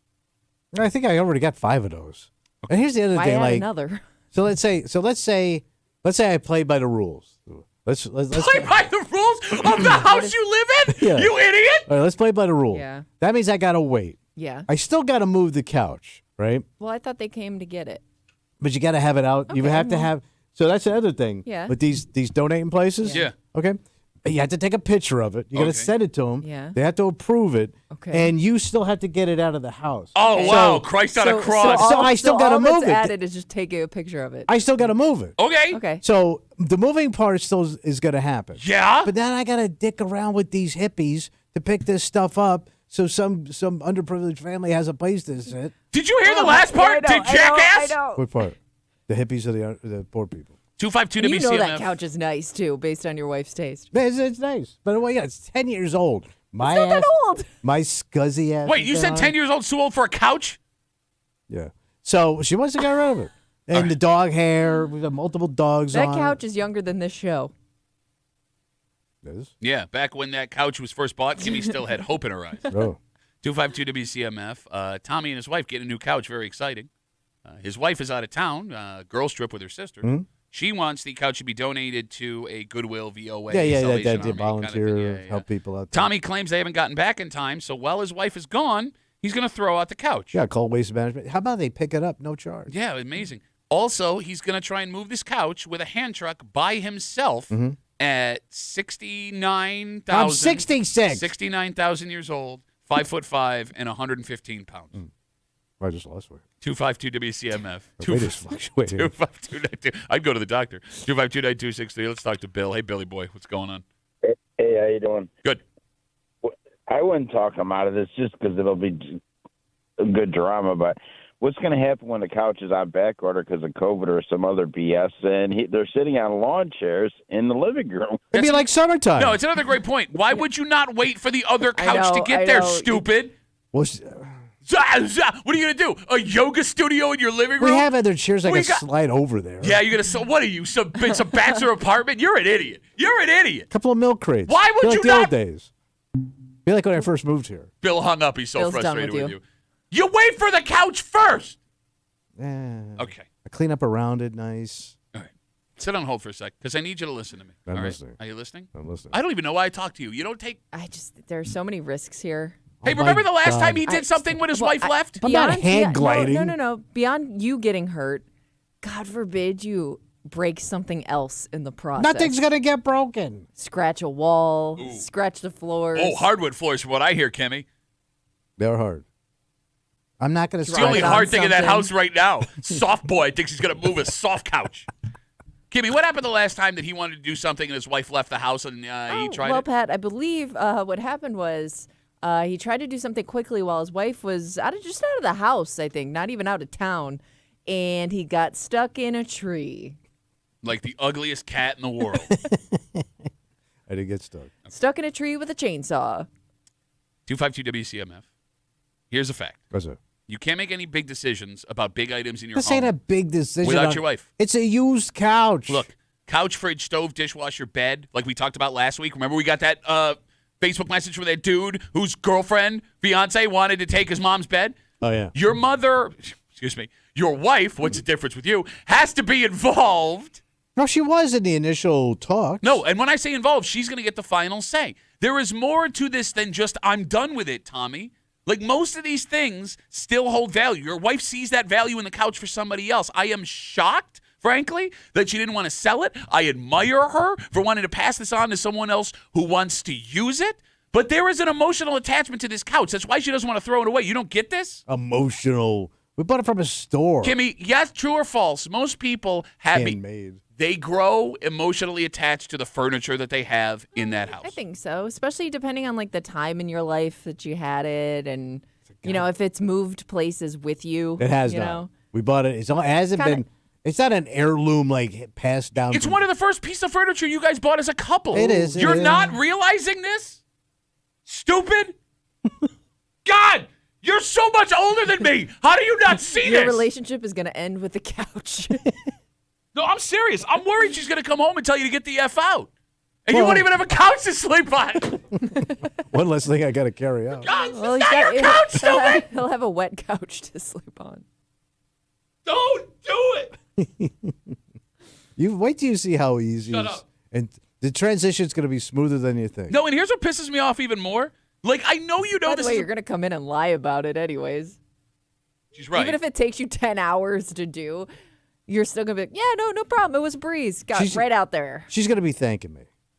I know you know this is a bad idea and you're going to take a risk, but here's what pisses me off even more, Kimmy, and I don't know if you're hearing this. I've known the guy a long time. I'm hearing a lot. Okay. He's doubling down and sticking his heels in the sand because everyone's telling him it's a bad idea. Yeah. And when people tell him, don't do this, oh, yeah? I'll show you. I'll do it. I'm a maverick, baby. Yeah, you're That's not. how I So do. maybe we should start telling him to do it then. Maybe we should start telling him it's a good idea. But it's too late now. I think we've laid it on too thick. No, but like you have this personality, and it's like one of the worst personality traits of all time, where when people who care about you tell you, hey, maybe this is a bad idea, I'll show you, I'll blow up my life. God, you're so stupid. With all due respect, of course. Yeah, I got you. 252 WCMF. Tommy and his wife got a new couch. Ooh.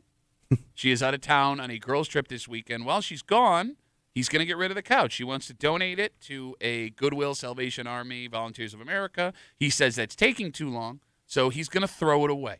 He's going to throw it away while she's gone. He also thinks he's going to be able to move this couch with a hand truck by himself out of his wife's house. Yes. And this is going to end terribly. And this has been an off-air discussion for 2 days. With you constantly like, you kept, it was like, started soft, like I'm thinking about moving it. I go, you need help? No, I got it. And nobody wants to help people move. I will help. Look, if you want. Oh, yeah. Then I got to hear that for the next 15 years if I live that long, God willing. But from my lips to God's ears. I don't want to hear it. You move this couch, you ain't making it to tomorrow. If you're gonna take it to a place a donator's place, I'll help you move it. No. See, there you go. That's what I mean, you dick. I will help you. No, because you said you would. Because you don't want to do it. Nobody wants to move a couch. And that's the thing. Like I should be getting thanked. Because like most husbands don't want to do this stuff. I should be getting thanked. Don't you think? No. You know what I think. I've been yelling at you. I feel like your mother. Most guys don't want to do any of this stuff. I'm willing to do it. 252 WCMF. Let's talk to Jeremy. Hey, Jeremy. How are you, buddy? I like that you're yelling at Tommy saying, this is a bad idea. She's going to be mad. This coming from a guy who puked all over his wife in the tub on the weekend. In my defense, I unknowingly, because I'm an idiot, ate raw wings. But go on, Jeremy. I'm sorry. Yeah, sure. The alcohol you consumed didn't have anything to do with it either. Well, I'm usually a tank. If I will throw up. Okay, I'm sorry. Now I'm yelling again. Shut up, go ahead. I'm talking to Tommy now. Excuse me. I'm sorry, Jeremy. The Jeremy Show, ladies and gentlemen. Mr. Muley, I'm on your side on this one. Thank you, buddy. I hate crap, and there's no reason to hang on to something. And if she's already purchased a couch, you're doing a good thing by already making room for this thing to come. I don't understand what the big deal is. It's a great deal for everybody. Everybody wins over here. I'm going to cut a deal, but you're messing with World War III over here. You don't appreciate it. I'm not getting thanked. Jeremy, it has less to... I'm sorry, go ahead.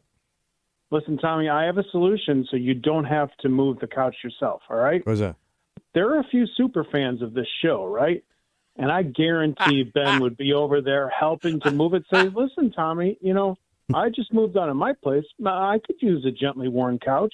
Did you sit on it? Did maybe other people on the show sit on it? I will take it for free. I will take it off your hands. I can't do a good Ben voice because my tongue isn't 3 times the size of my head. But you know what I'm saying, right? I mean, You could have this done in half the time it would take to do yourself.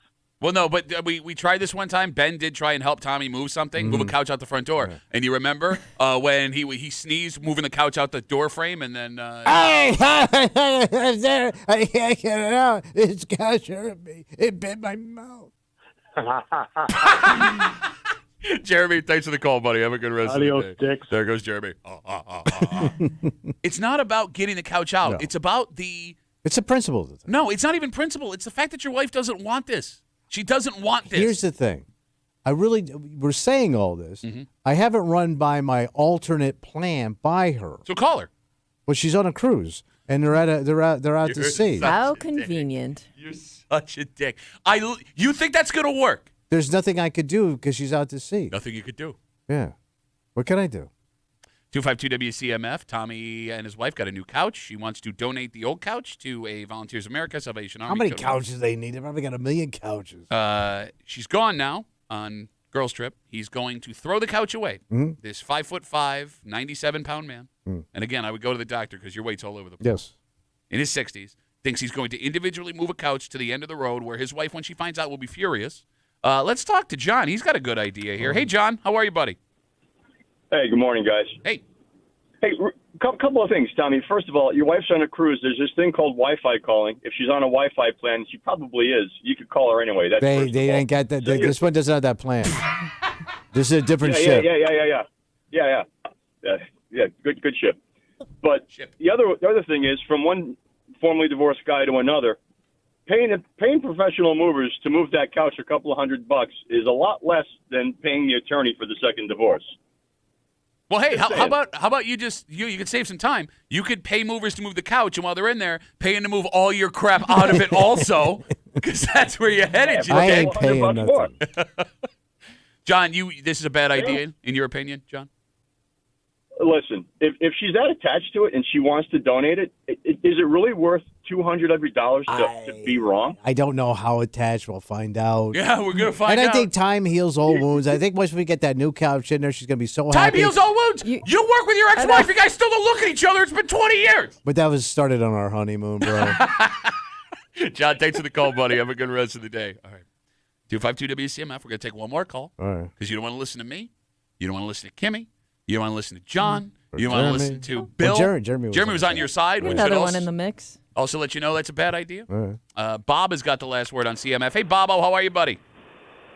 So, Duffy, I have this picture in my mind of Tommy pulling the couch out of a door and it gets stuck halfway, and he has no idea how to get it unstuck. I already And measured. he comes home to a couch halfway stuck in a door. It's have a already new door measured now. out. Oh, I know you don't know how to measure, I know. idiot. It's a measuring thing. It's a measuring thing. That's how you measure. I got a ruler. Okay. Wait, you are. It's A tape measure. okay. A rule stick. Oh, you've already.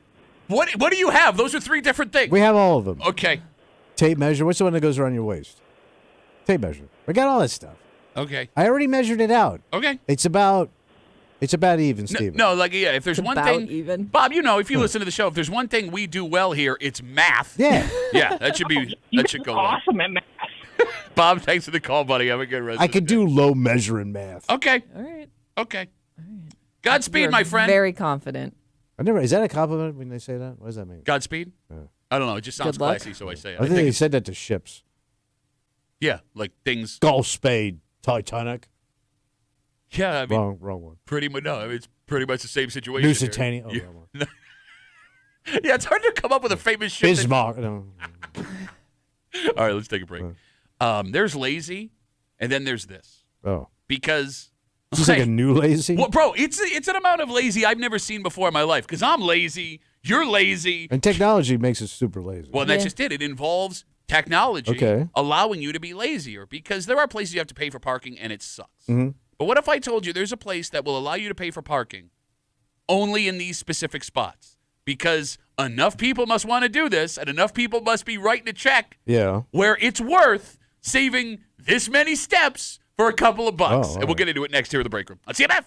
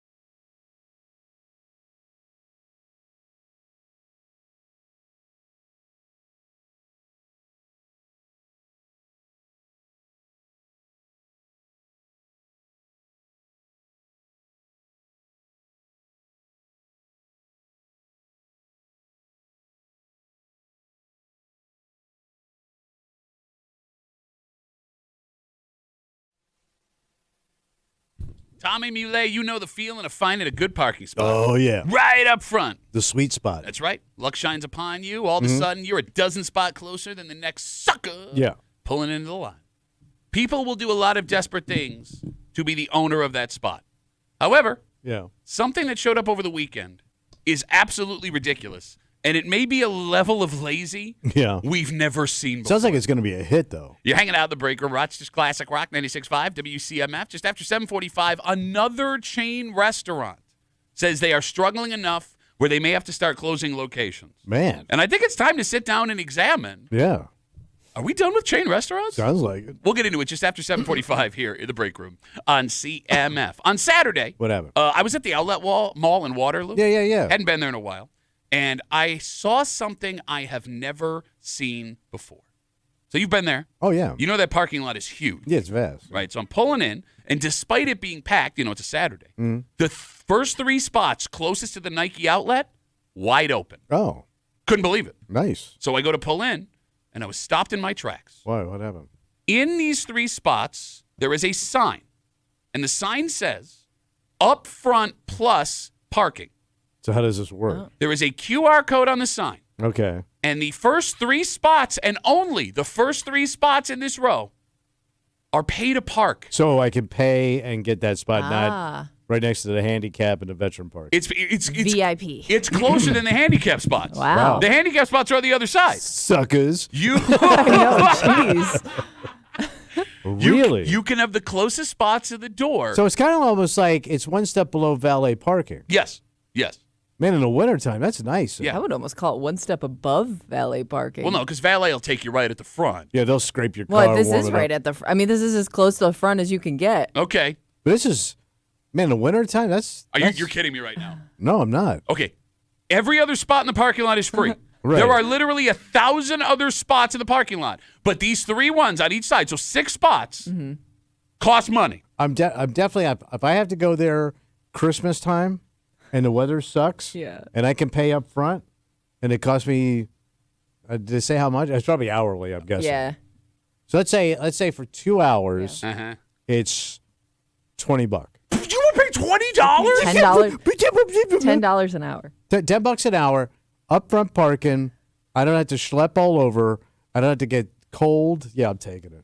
That's $20 well spent. That'd be the best $20 I'll spend all Christmas Day. I can't believe what I'm hearing Oh, from I'm you. taking it and running. Are you serious? You're talking to a guy that valeted at the hospital. Bro, I did. They Yeah, got you valet- are a big valet guy. It's like it's millionaire money for pennies. No, Because, it's like, you're $20. the man. They pull your car up nice. You let people go, man, that guy's got it. at the hospital. I bet she's got a fancy couch by his curb. There's another valet you can take to the hospital. It's called an ambulance. 252-WCMF, 252-9263. Now, keep in mind, all 6 of these spots, despite it being packed, were wide open. Right, because so, nobody wants to step up. well, yeah, idiot, because it's paying to park at a lot with 1,000 free parking spots. Yeah, but it's way the hell out there. Kimmy, are you paying to park in the first 3 spots? No, I'm a bit like I will park in the back just so I don't have to deal with like the congestion Thank you. of people getting in and out of their spots. Like I'm a big like park in the back and walk person. But like sometimes It's when just you easier go, to get in and out. But there's seasonal shopping that just gets insane, Yeah. right? And the holidays are the worst. Okay. Yeah. So I wouldn't do it on a nice day, but on a bad day. Wow, nice catch, buddy. Radio professional Tommy I Muley caught it.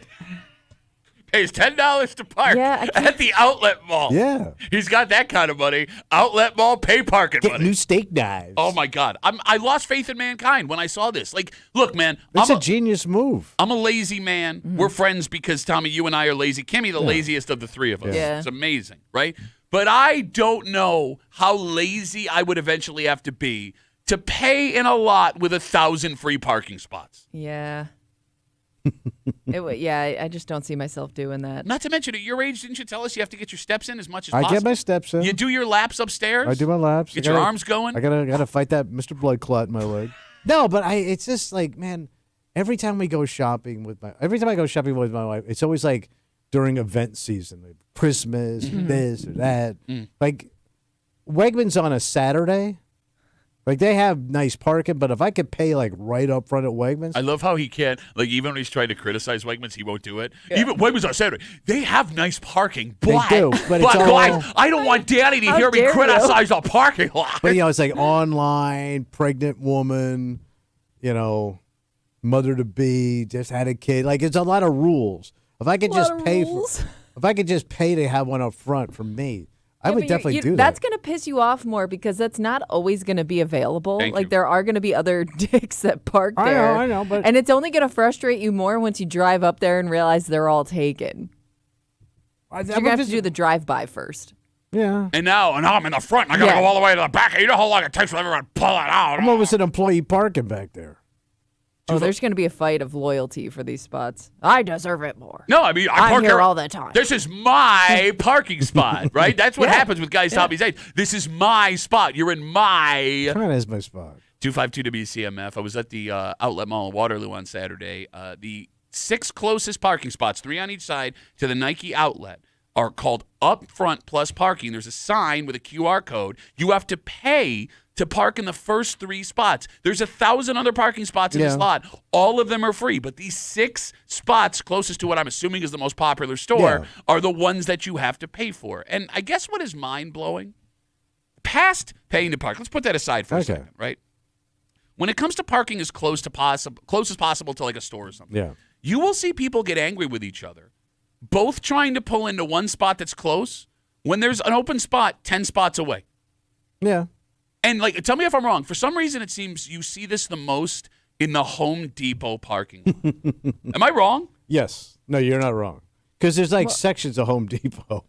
Because, like, there's, like, a contractor's area, regular folk area, the nursery area. And Depending then on where you want to go. do you qualify for these spots that are up close? I've never been to a Home Depot where I haven't seen an argument or about to have an argument between 2 guys fighting for a parking Well, spot. it could also be because you could be, hauling around a lot of big items. You gotta So load maybe in. that's why there's like this need to be as close as possible. Okay, but when you buy something, Home Depot will let you pull your car up to where you're the right. front is. But most guys just want to wheel it out. Okay. Gotta get my 2x4s out. It's a good idea. So let's get into an argument with another guy in the parking lot of the Home Depot. I was back again while you were pulling out. And to Kimmy's point earlier, the most dangerous and time-consuming place to park is in front of the store. Yes. The odds you get hit pulling in or out are higher. The odds you get your car scratched or damaged while it's parked there are higher. Also, to Kimmy's point, if you're in the back, you can just pull right out. No, but not having to wait for anyone to, they're backing out. This person's pulling in. It's so much easier to walk. But let's say, like, storm season, right? It's like a Storm season? What are we in Florida now? No, but like the right hurricanes are coming. No, but like, we're in like slushy, crappy, icy crap out there. I mean, they plow and stuff, but something they don't get it all. It comes in, mid morning. It sucks. So if I could pull right up and get my marketing done and get out of there, okay. And if it costs me, I would pay the $10. Like if Wegmans charged me $10, and I go a lot daily. Yeah. Would you pay $10 a day? Well, I wouldn't need to.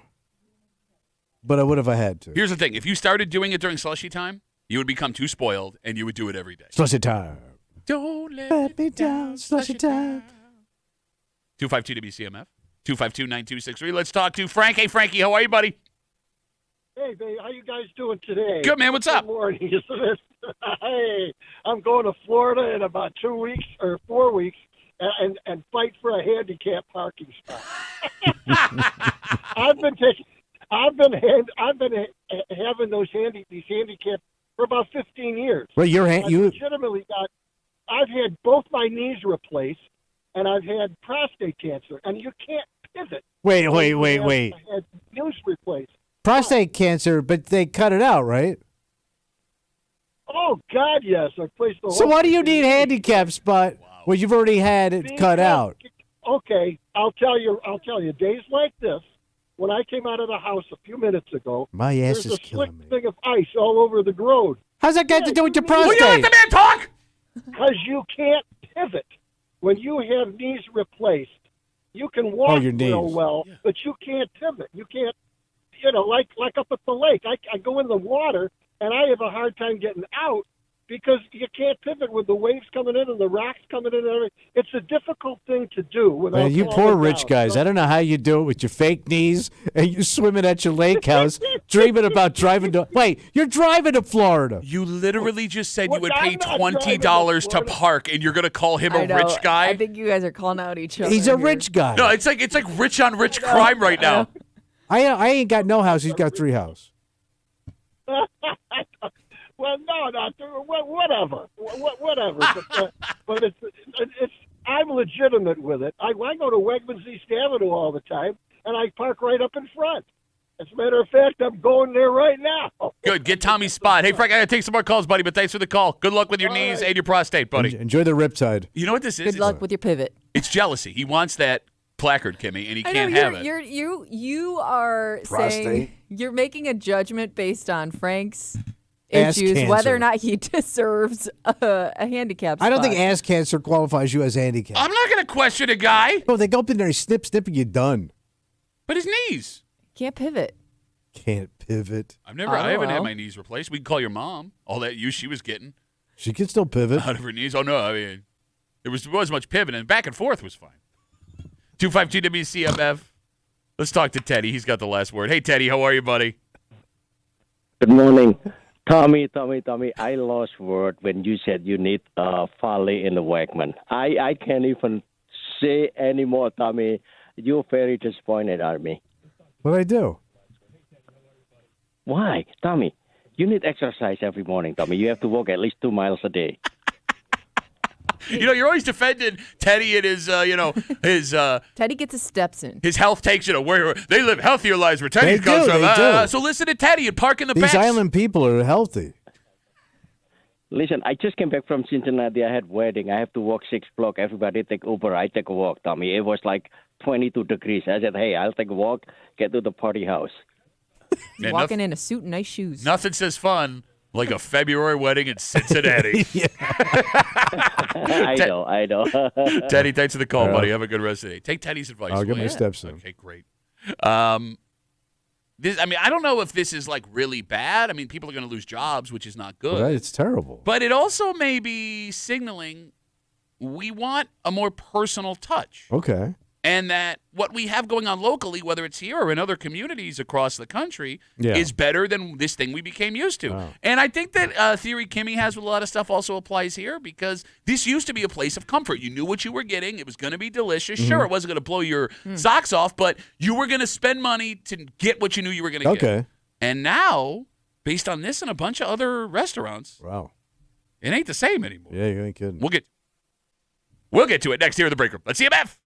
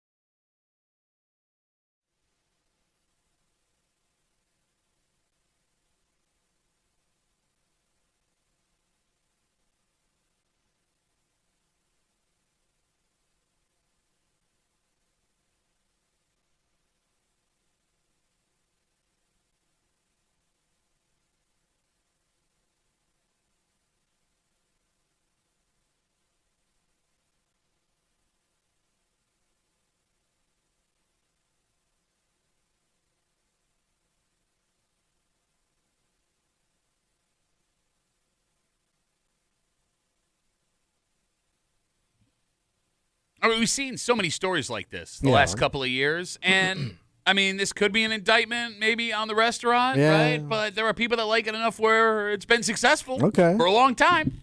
I think this is less about the restaurant and more about a change in the way we want to spend our money on dinner. There's a change coming. I think so. All right. You're hanging out in the break room, Rochester's Classic Rock 96.5.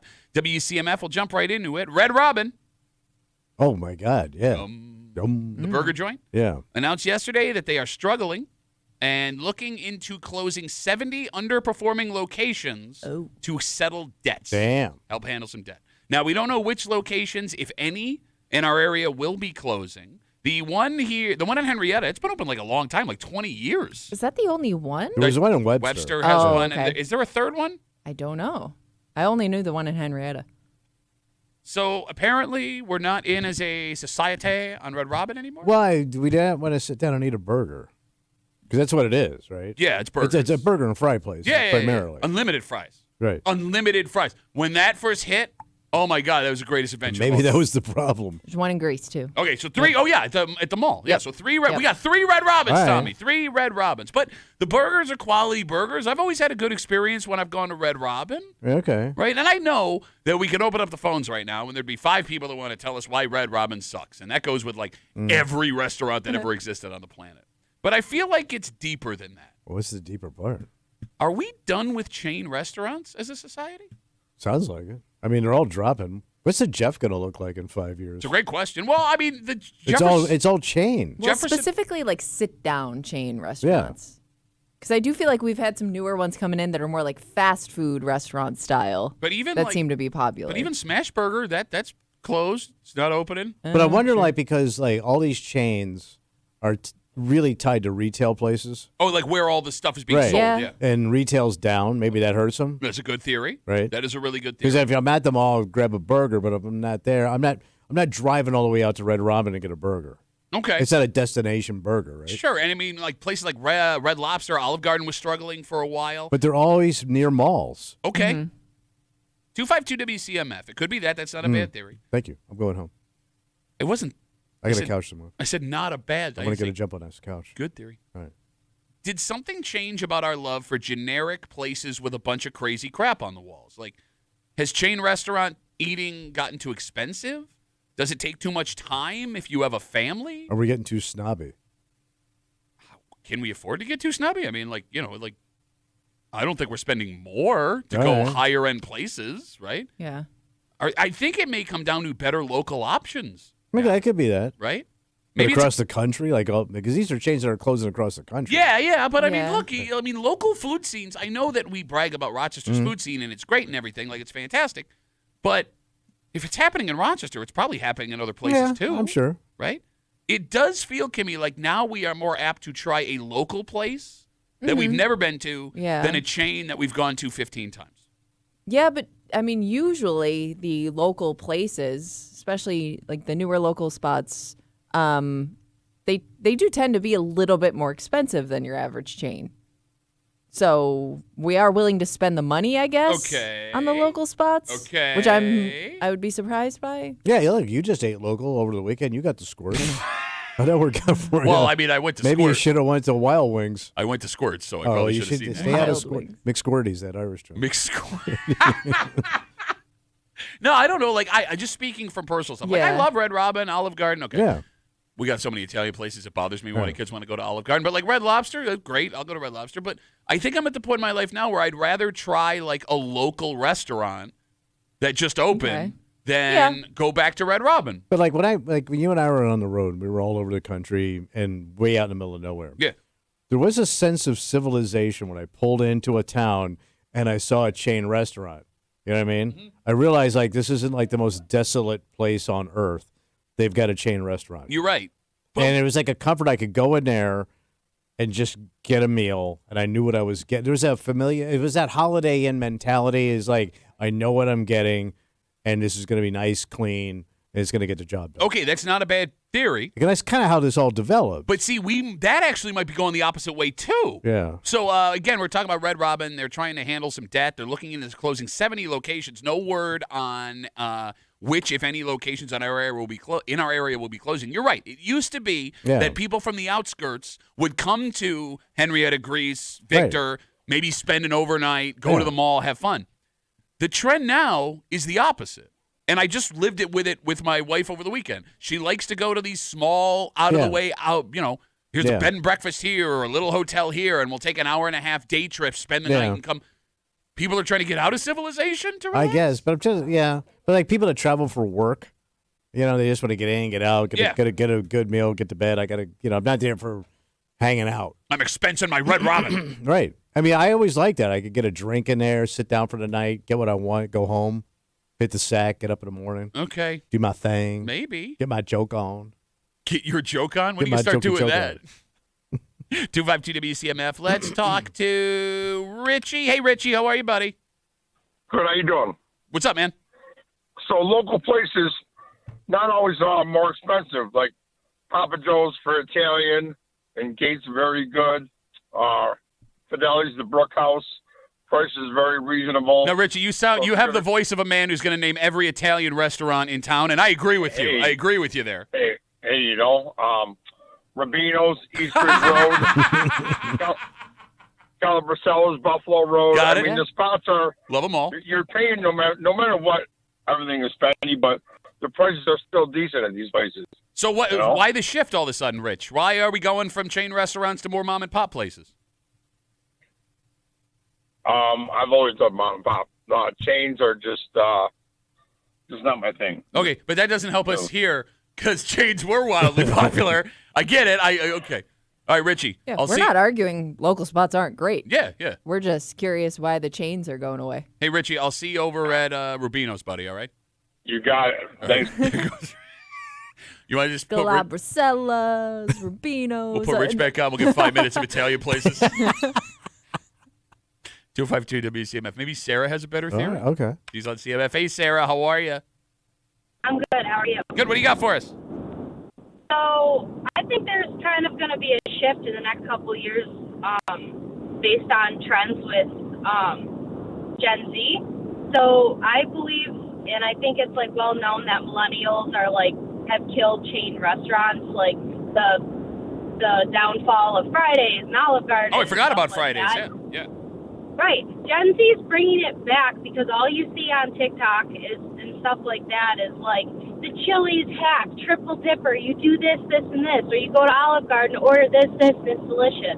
So I think it's going to bring it back because I feel like Olive Garden might be doing better than they did 5-10 years ago, maybe. Okay. No, but I know millennials kind of killed the chain restaurant. It's purely anecdotal, but when my daughters, they're 12 and 14, they love chain restaurants. And it drives me nuts. They would rather go to Olive Garden than any of the places I have Richie noticed named. that, to her point. Yeah. And when we go, my daughter has a hockey tournament, there's all these really cool local places, and they want to go to Chili's or Applebee's, and it's okay, we got that at home. But I mean, it's also. Sorry, you go. No, go ahead. So I just kind of remember the realization, kind of my early teens, whenever you hear Olive Garden, oh, the chicken's microwaved, and then you have an experience where it's very rubbery, and it really turns you off to that and would shift you more to more of a local place that doesn't do that. So I think that's kind of what started to kill it, that realization 10 to 20 years ago, and it's slowly on the decline. But I think it's coming back just because it's so salty and delicious. Salty and delicious. Got to stick with that. All right, Sarah, thank you for the call. I really appreciate it. Thank you. Bye. There goes Sarah. Yeah, but I get a kid not wanting a weird menu. They just want basic, simple food that they enjoy. No, but menu they know. But that's why my kids like these places. That's what I'm saying. No. The food is not simple. They have these wild, concoctions of, it's a burger and it's got cotton candy on it, or it's an onion ring, but now you get it's got Pop Rocks in there. It's crazy. Check it out. Tour Italy, you get 9 Italian food items for $30. I will give you an extra entree to take home. I'm not making any of this up. All of it's there. Pop Rock onion ring. Stay away from the Pop Rocks. They're dangerous. And don't drink soda with them. I killed Mikey. And he liked it. He doesn't know what we're talking about. Yes, I do. Go ahead, go. Mikey, he likes it. From what? Hey! From what? The cereal. Which one? is it Trip Life? Ah! we got there. Way to go. Sorry we It doubted was still around when we were kids. Yes, it was. Let's take a break. All right. This is a serious story that showed up earlier this week because there is a teacher out in Victor that is facing some unbelievably serious accusations. Okay. You saw this story. Yes, it is. And when it comes to stories like this, Yeah. it is a realization for almost everybody because it does seem like now, Kimmy, everybody that has gone to school knows or had a teacher or school employee that has faced allegations like this. Yeah, I don't know if there's any school district that's been immune to it. And And even if it hasn't been in the news, there were always those rumors probably growing up. And like that, we'll get to you. And based on the age of the man facing these allegations, Yeah. there are probably a bunch of people, grown-ass people, who now have to reckon with the idea that this person that they may have liked is accused of this thing. Sure. And we'll get into it next here in the break room on CMF.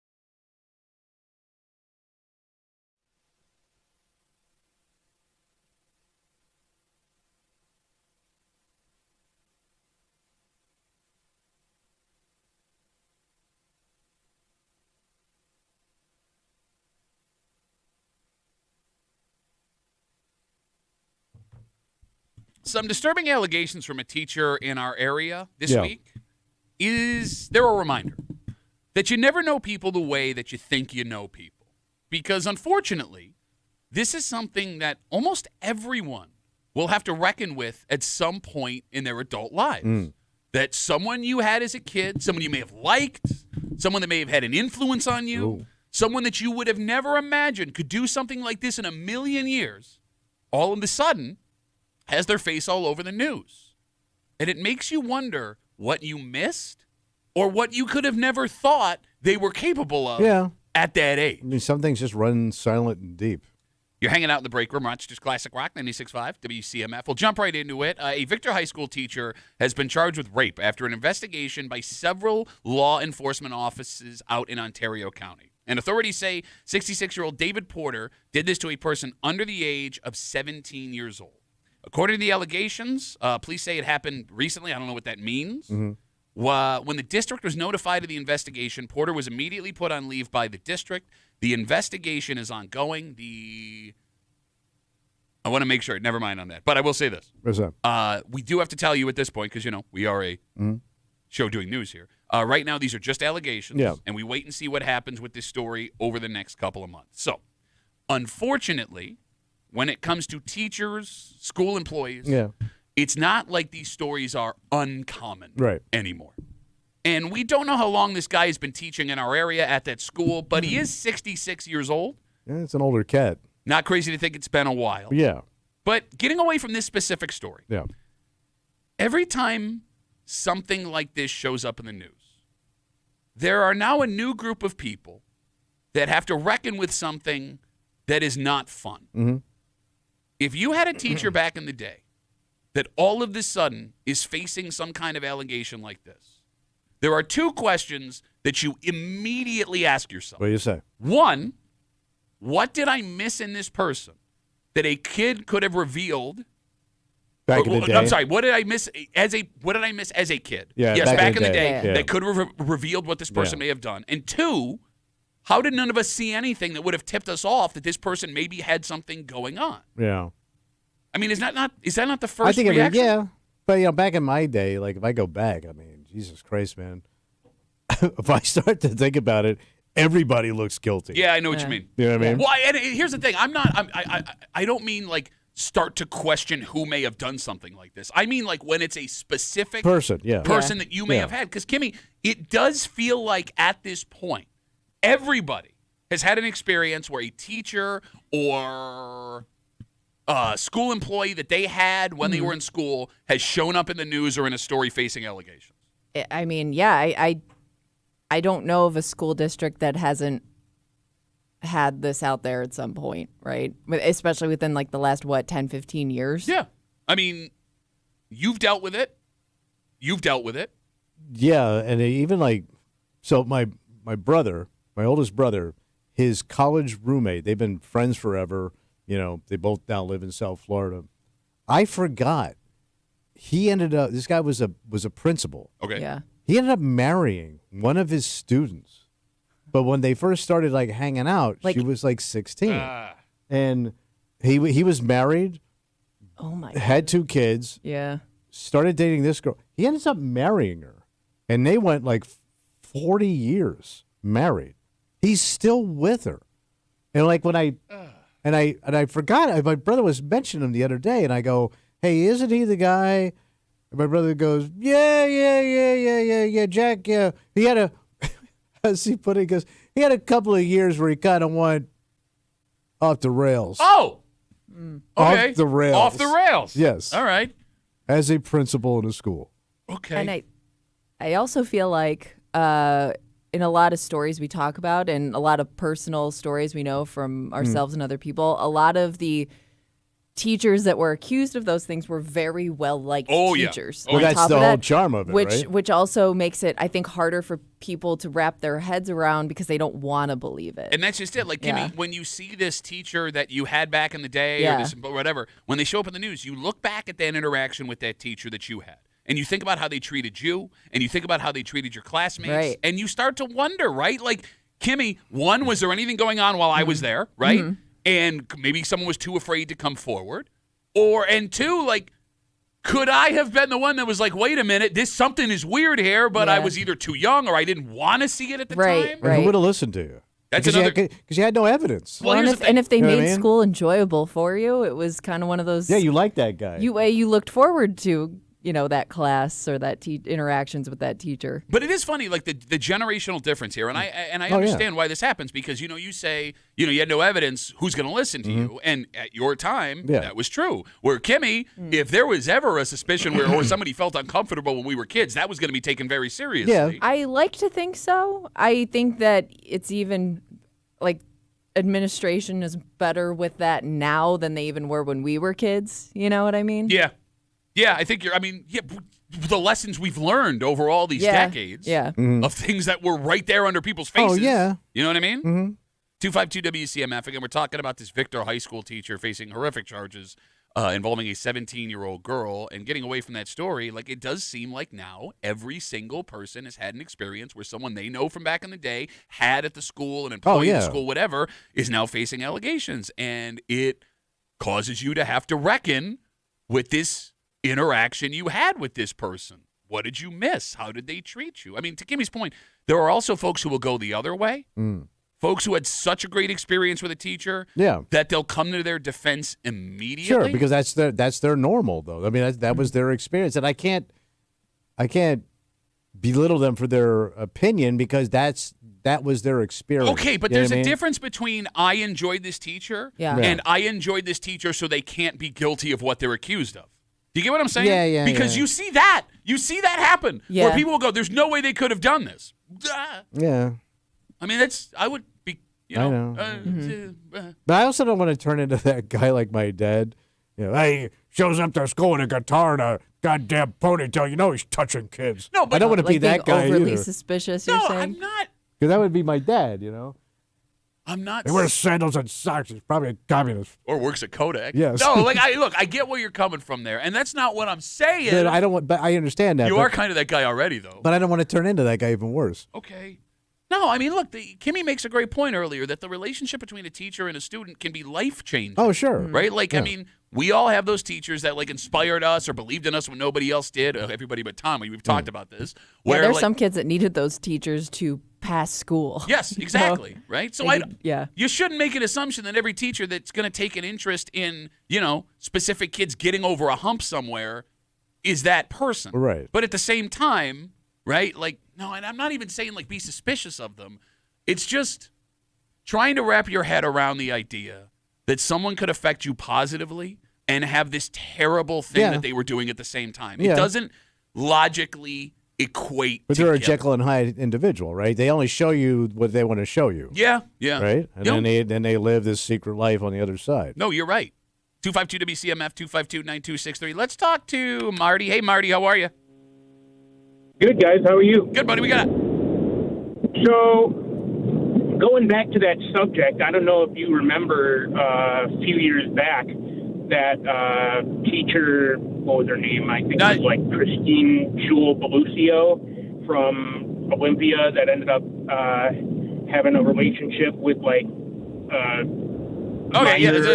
relationship. Sure, yeah. Go ahead. Yeah, so I actually had a few interactions with her, and after the news came out, I kind of looked at oh, wow. It's kind of affected the way that it kind of changed the way I looked at her and the way that I, felt about her for a while, because I was the few interactions I had with her was just it was small and minute, but at the same time, it's I'm looking at it, I'm man, this probably could have happened to me if I wasn't careful enough. Okay. I mean, I get where you're coming from there. You start to see interactions differently. Yeah, but then again, I mean, Marty, and I'm not trying to say what you were feeling was wrong. We also have these weird tendencies to look back and see things that maybe weren't there individually with us because now we're making assumptions about absolutely everything. Yeah, exactly. That's true. I mean, but yeah, it was just one of those things where it's the news came out, and then it's then you start to piece together. It's okay, well, who could she have flirted around with? Who could she have been messing around with? All these things play out in your head, and it's oh wow, it could have been me. Sure. All right, Marty, thanks for the call, buddy. Have a good rest of the day.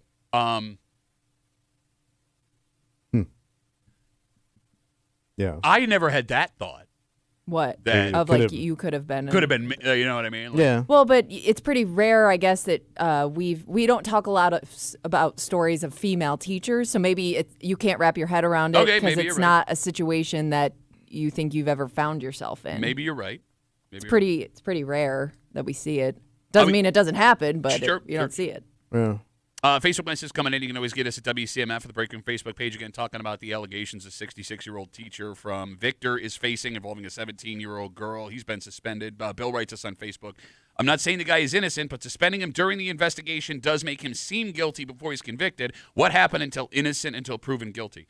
What's the alternative? Yeah. Just hang out and watch yourself. No, you got to pull him out. I mean, it's the only way to ensure that everybody's going to be and safe. that's for him, too. Yeah, I mean, that's a good point. How do you do your job? That's a good point. Because now you can't. You're dead in the water, so you got to get him out of there. Yeah. All right. More Facebook messages coming in. Lisa writes us, what is worse is how teachers just used to get moved around. If a school caught wind of something wrong, they'd just fire them for something else, and they'd be working at another school in no time. She's not wrong. Well, yeah, that was back in the day. Yeah, but but there was a lot of institutions that pulled that move. Yeah, you're right. I mean, I also don't know even now, unless like your face is in the news for something like this. I don't know how many teachers are let go under suspicion that don't get jobs in other places. You're saying it still could be happening? I think it still could be, especially if they decide to teach out of state or something like that. The further away they get from it, maybe the more they can still hop around. I don't know, I guess, how far that investigation would have to go for them to actually, for their career to come to a halt. I mean, to Kimmy's point, I know I was in school 20, 25 years ago, Yeah. but I know for a fact that happened with two teachers that I had at one point. They came from someplace else. Well, no. They were told to They were leave. told to leave. Oh, I yeah. don't know if they ended up teaching somewhere else, but names never made it in the papers. Charges were never filed. Sure, they're doing fine in Florida. Oh man, and that's All bad people go to Florida. yeah. And we're getting a whole bunch of stuff about why don't you do background checks? They do. If there's nothing there, But yeah, if they until weren't something convicted. pops. exactly. Right? I mean, it's one of those weird things where you want to give the benefit of the doubt to somebody. And as we say this, right? 99.9% of these teachers never get involved in anything like this. That's the other thing that sucks is you have these discussions and all of a sudden everyone's looking Teachers suspiciously. feel like they have to back off a little from helping out a kid because Exactly. they don't want it to be seen a certain way. Yes, but I mean that could also it could also affect a relationship they have with a kid that could be a positive down the road, right? And then you have parents that look at every teacher suspiciously, which is the wrong way to be, but then again at the same time, you do have to at least have some kind of caution. Pay attention, right? I man. mean, so it's this tightrope that feels impossible to walk. It is. Because it's the fear of the unknown, and your imagination runs wild. Yeah. Yeah. And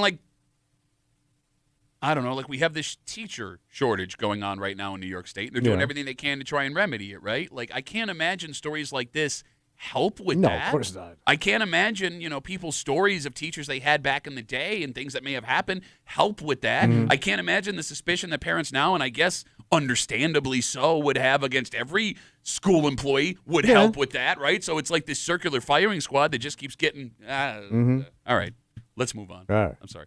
We had a discussion. Yeah.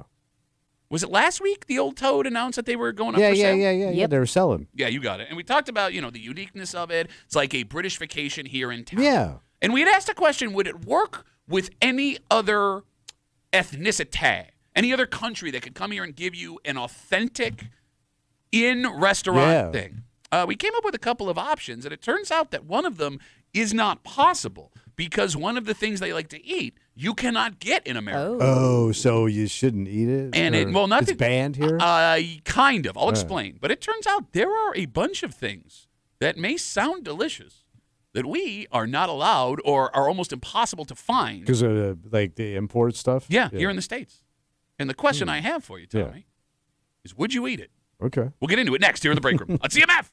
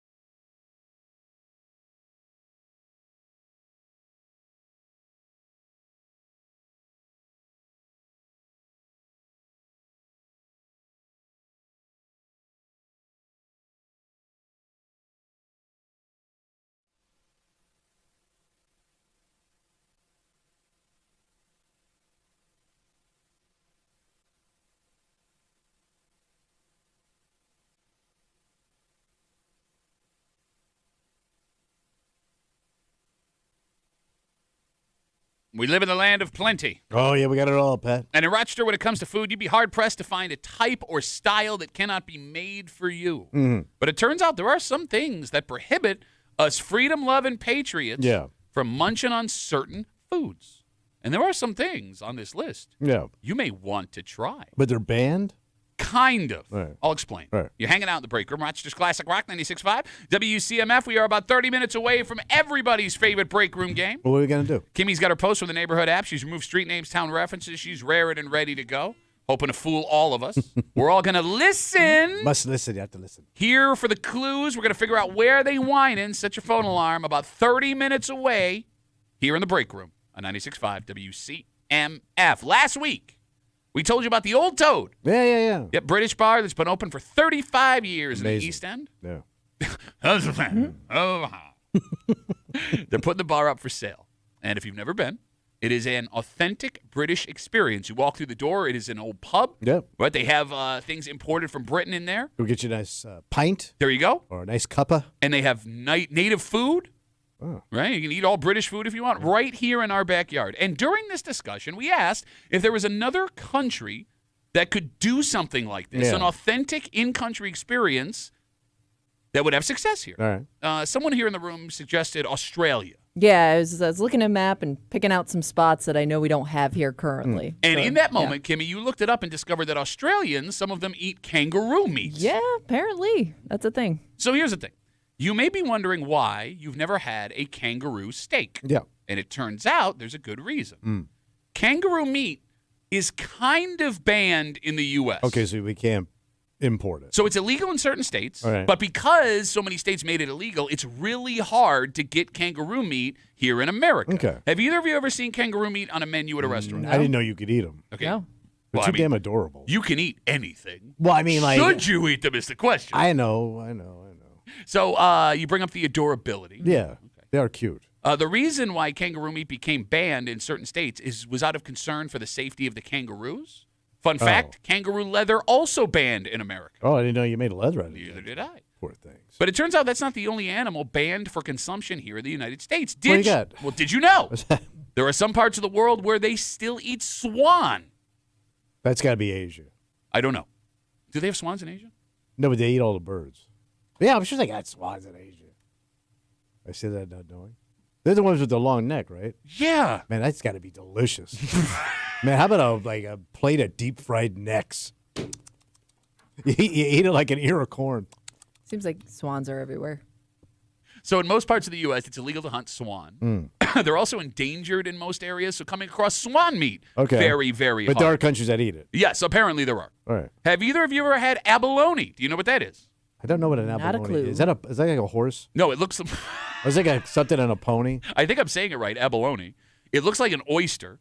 It's a sea snail that's Okay. native to the coast of California, and it used to be a big-time delicacy. No, it looks disgusting. Oh, is that a does look gooey gross. duck? I don't know if that's a So it's big, right? It's kind of big, yeah. I'm seeing it in somebody's hand, and It it's looks like pretty a big. crank. Yeah. When it comes out, it looks disgusting. Are we still talking about seafood?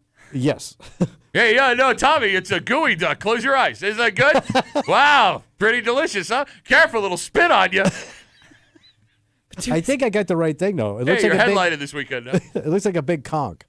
All I saw was in the shell. I don't know. Yeah. They're nasty looking, but people swear that they're delicious. But it's amazing, like somebody saw that and like, I think I'm gonna eat this. Yeah. So in 1997, concerns that they were going to be fished into extinction, they banned harvesting them in California. Okay. There is where they could be back going again. And finally, if you're a Yeah. Simpsons fan, you may be aware of this one: the Japanese puffer fish.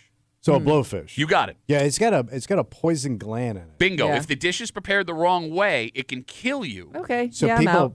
people in Florida back early days when they moved down there used to fish for them and eat them and die.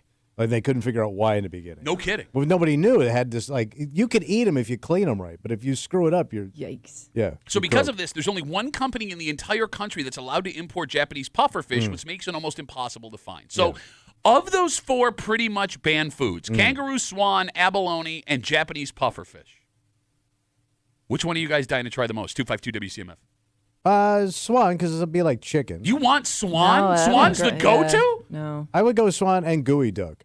That's both ends of the scale. They're beautiful and completely gross. No, wait. But that gooey duck is like eating like like clams and stuff. I like that.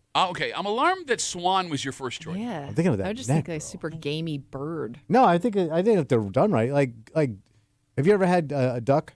Yeah, I've had duck. Delicious. No, I'm not arguing that the Goose is also delicious. I'm not arguing that the swan wouldn't be delicious. I think I would have a hard time eating swan based on how like majestic swans are. Yeah. The ducks are adorable. They're all over the place. Man, I We mean, love there's them. 1,000 ducks. How Donald often Duck. do you see I've seen 1,000 goose. I got no problem eating a goose. I've seen 1,000 ducks. I got no problem eating a duck. You don't see swans all that often. True. Right? I think I would go for it though. And remember that story was it like a year and a half ago out in Syracuse where those 3 guys that weren't from here, they kidnapped a swan and tried to eat it. And Right. it was like they killed it. Yeah. It was like a beloved swan. And you saw how pissed people got about that. True. I want no part of the swan. Kangaroo, I don't think that doesn't appeal to me. Kangaroo's a number 1. I mean, I think I would say this: if I went to a party and there was kangaroo meat on a tray, I would try it. I didn't order it, but it's just there. It's there, okay. Yeah. I would order a kangaroo steak immediately if I saw it on a menu. There is something about a kangaroo; they just look delicious. Oh, see, I think I they're never think of those. adorable. But then again, like we also eat deer, which are adorable. So I guess what's the difference? Kangaroo are like Australian deer. No, I know. Right, without horns. I know. And also, you see videos of kangaroos where they're kind of dicks. Well, they're Like- boxing people. Yeah, like But those are punching you. drunks at bars usually for money. No, but like it kind of feels like the dick kangaroos, they're just begging you to teach them a lesson and eat them. All right. You know what I'm saying? I would have no problem if I walked into a restaurant and kangaroo steak was on the menu making that All order. right. Kimmy, what's your number 1 of the 4 banned foods? Kangaroo, swan, abalone, Japanese pufferfish. What are you going for? I'm kind of intrigued by the fish. The poison one? Yes, So, no, but only you can because, clean 'em. Yeah, only because if somebody's willing to eat something that you could die from, it must be pretty good. So they taste like chicken. They're delicious because my mother used to deep fry them when my old man caught them. The Japanese pufferfish. So, well, they're called blowfish. Okay. And they're in Florida. Oh, that's why your mom was into them? Yeah, she loved them. Like my mother had those blowfish constantly. Yeah. And man, she would eat them too. Her mouth would be full of blowfish. But you were saying. So my old man used to catch them, but they knew how to clean them.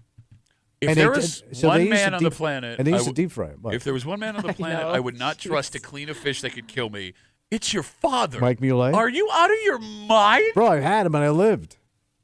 But look at your face, man. Is that what happens when only a little bit of poison gets in your body? He's 5'5", and it looks like his face caught on fire, and his mom put it out with a cleat. Yeah, I mean, think of how good that would have to be. Knowing, like, this is a super dangerous thing to eat, but I'm still going to eat it because it's good. Think about the faith you're putting in another human I know, being I know. to know that this could kill you if they did it wrong. Yeah. And, like, even if the guy's an expert, everybody has a bad day. That's true. You know what I mean? You just think I got to nick it and you could croak.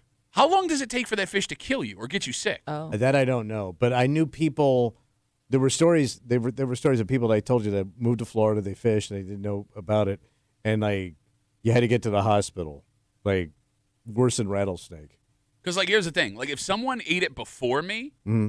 and I got to watch him for an hour, then maybe I'd try the Japanese pufferfish. That you go first. Yeah, but, like, I don't know how long it would take. I don't think it takes long. Okay, good. All right, then, yeah, I'll do that. Yeah. An hour. As early as 20 minutes. Okay, great. Yeah. Or as late as 24 hours. So Nope, that's a I'm out gamble. again. Now Yeah. I'm back out. Because, yeah, it's Yeah. going to be cold by then, right? Yeah, What was true. he on? 252 WCMF. We're talking about off of this discussion with the old toad and, like, what authentic foreign country could come in and open up a restaurant like the Old Toad is for Great Britain. We have these 4 foods that are pretty much banned in America, hard to find: kangaroo, abalone, which is like an oyster, a Japanese pufferfish, and swan. Kimmy, of the 4 that we named, Yeah. which one would you be worried people would judge you the most for trying? Judge? Probably the kangaroo. You just think 'cause so? It's hard. It'd be tough for, I think, a lot of people to wrap their heads around where, like, oh, you're going to eat that off a menu. More than swan. I don't think people have the same relationship with birds. But what if I'm eating like a big old swan wing, like buffalo style? That would be. It does look Man, that huge. thing is fat and juicy, bro. Seriously. Yeah, you got to go swan. Would you have any concern that people would judge you for eating one of these things? Man, who cares? Okay. Well, so you would sit down in like a stadium of people and eat a swan. Yeah. Ladies and gentlemen, Well, from the okay. break room, swan eating Tommy I get Bulay. in a swan eating contest. What does the abalone? Abalone, I think so. What does I that don't know. look like when you eat it? Because I might judge somebody. Like, now that I know what it looks like, I might judge somebody For eating it like a for dog? just scooping So it I out don't of think there. you eat it dong style, so your mom's out. But I think they saute it. Okay, but for the Or, record, you know what I so mean? Like if it'd be like calamari, how they cut it into rings. I think that's how they do it, and I think they bread it too like that. Oh, breaded by the dong. way, it kind of looks more like a vagina than a dong. Do you have a picture of it Well, when then I it's got like the wrong prepared? Well, no, this is them cutting it open. Okay. By the way, if it looks like a vagina, he's out. He only wants all dong-shaped seafood. So maybe I got the wrong thing because that gooey duck thing, it's huge. Kimmy, can you Google is gooey duck abalone? ABOLONE. Because they pull it right out of the sand, like on the shores, like in like Seattle. Yeah, I don't know, man. I've never heard of abalone before. People go crazy for it, so it's got to be. But you're not a seafood. No, eater. bro. Like you don't eat. No, you eat gooey clams? duck is something different. Gooey duck is different gooey than duck abalone. is it's basically a large clam. Yeah, but it's nasty when it comes out, bro. But Yeah, no, I've never abalone seen a large seems- clam that wasn't nasty. Yes, abalone seems like it's something slightly different, but it still looks similar. You don't eat raw nothing, right? You don't do seafood? No, I won't eat any raw seafood. So you don't do sushi? Some sushi, but like the base. All right. The base sushis.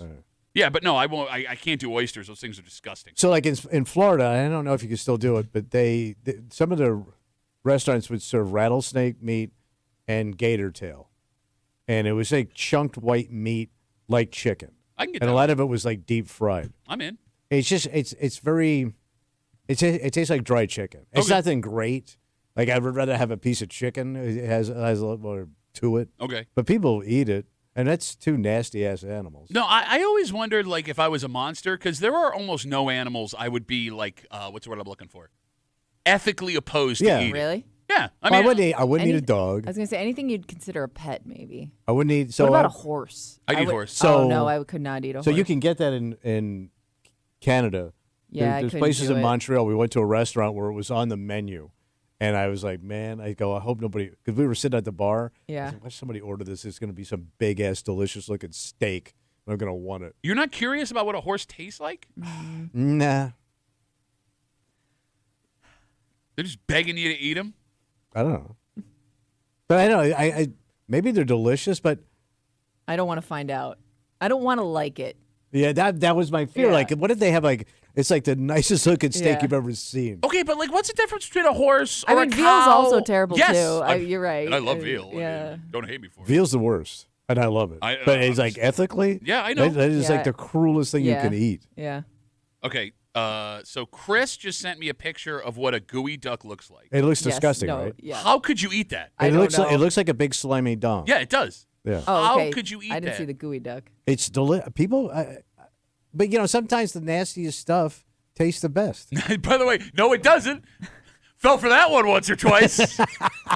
That's a terrible way to live, Tommy. No, but you know it is. We got Facebook messages coming in. You can always get us at WCMF or the Break Room Facebook page. This comes in from Dan. Dan says, I went to Australia when I was in college. I've tried kangaroo meat. It just tastes like a really tough steak, but it wasn't bad. Okay. Yeah. So- like if the review is not bad, I don't need to try it. Oh, yeah, but it's also college Dan. Who knows if his palate was expanded at that age? Like, I think we also have this idea, like, we'd be more willing to try things until they're, like, laid out in front of us. Yeah. Right? Because we've all had that experience where it's like, hey, do you want to try some new kind of food? You go, you're excited, you see how it's prepared, and it's like, Oh no, that texture's gonna bug me. Yeah. Eh. So would you eat shark? Oh, I eat shark. Yeah, it's delicious, and they cut it like a steak, so you can grill it. It's really good. Does it just taste like a fish? Yeah, it's really mild. Oh. It's really good. Are we allowed to eat shark? I don't think so. Yeah, you can. I mean, Can you? can in Florida. Well, no, because I thought, like, didn't some Asian countries ban? So shark fin, which is cruel. What they do is they pull the shark out. Okay. They cut off its fins, throw it back in the water, and it can't defend itself, can't move, and it just gets eaten up. So it's really bad. But shark fin, and I think it's Japan and in China, it's like it's good for your boner. They Like, say it's an African. Well, they say it's an African. It's like Viagra. Yeah. Shark fin soup. Yeah, but they serve it in all kinds of stuff. They do. Okay, it's probably not really good. The for only thing you can't get with it is cheese. you. No kidding. Yeah.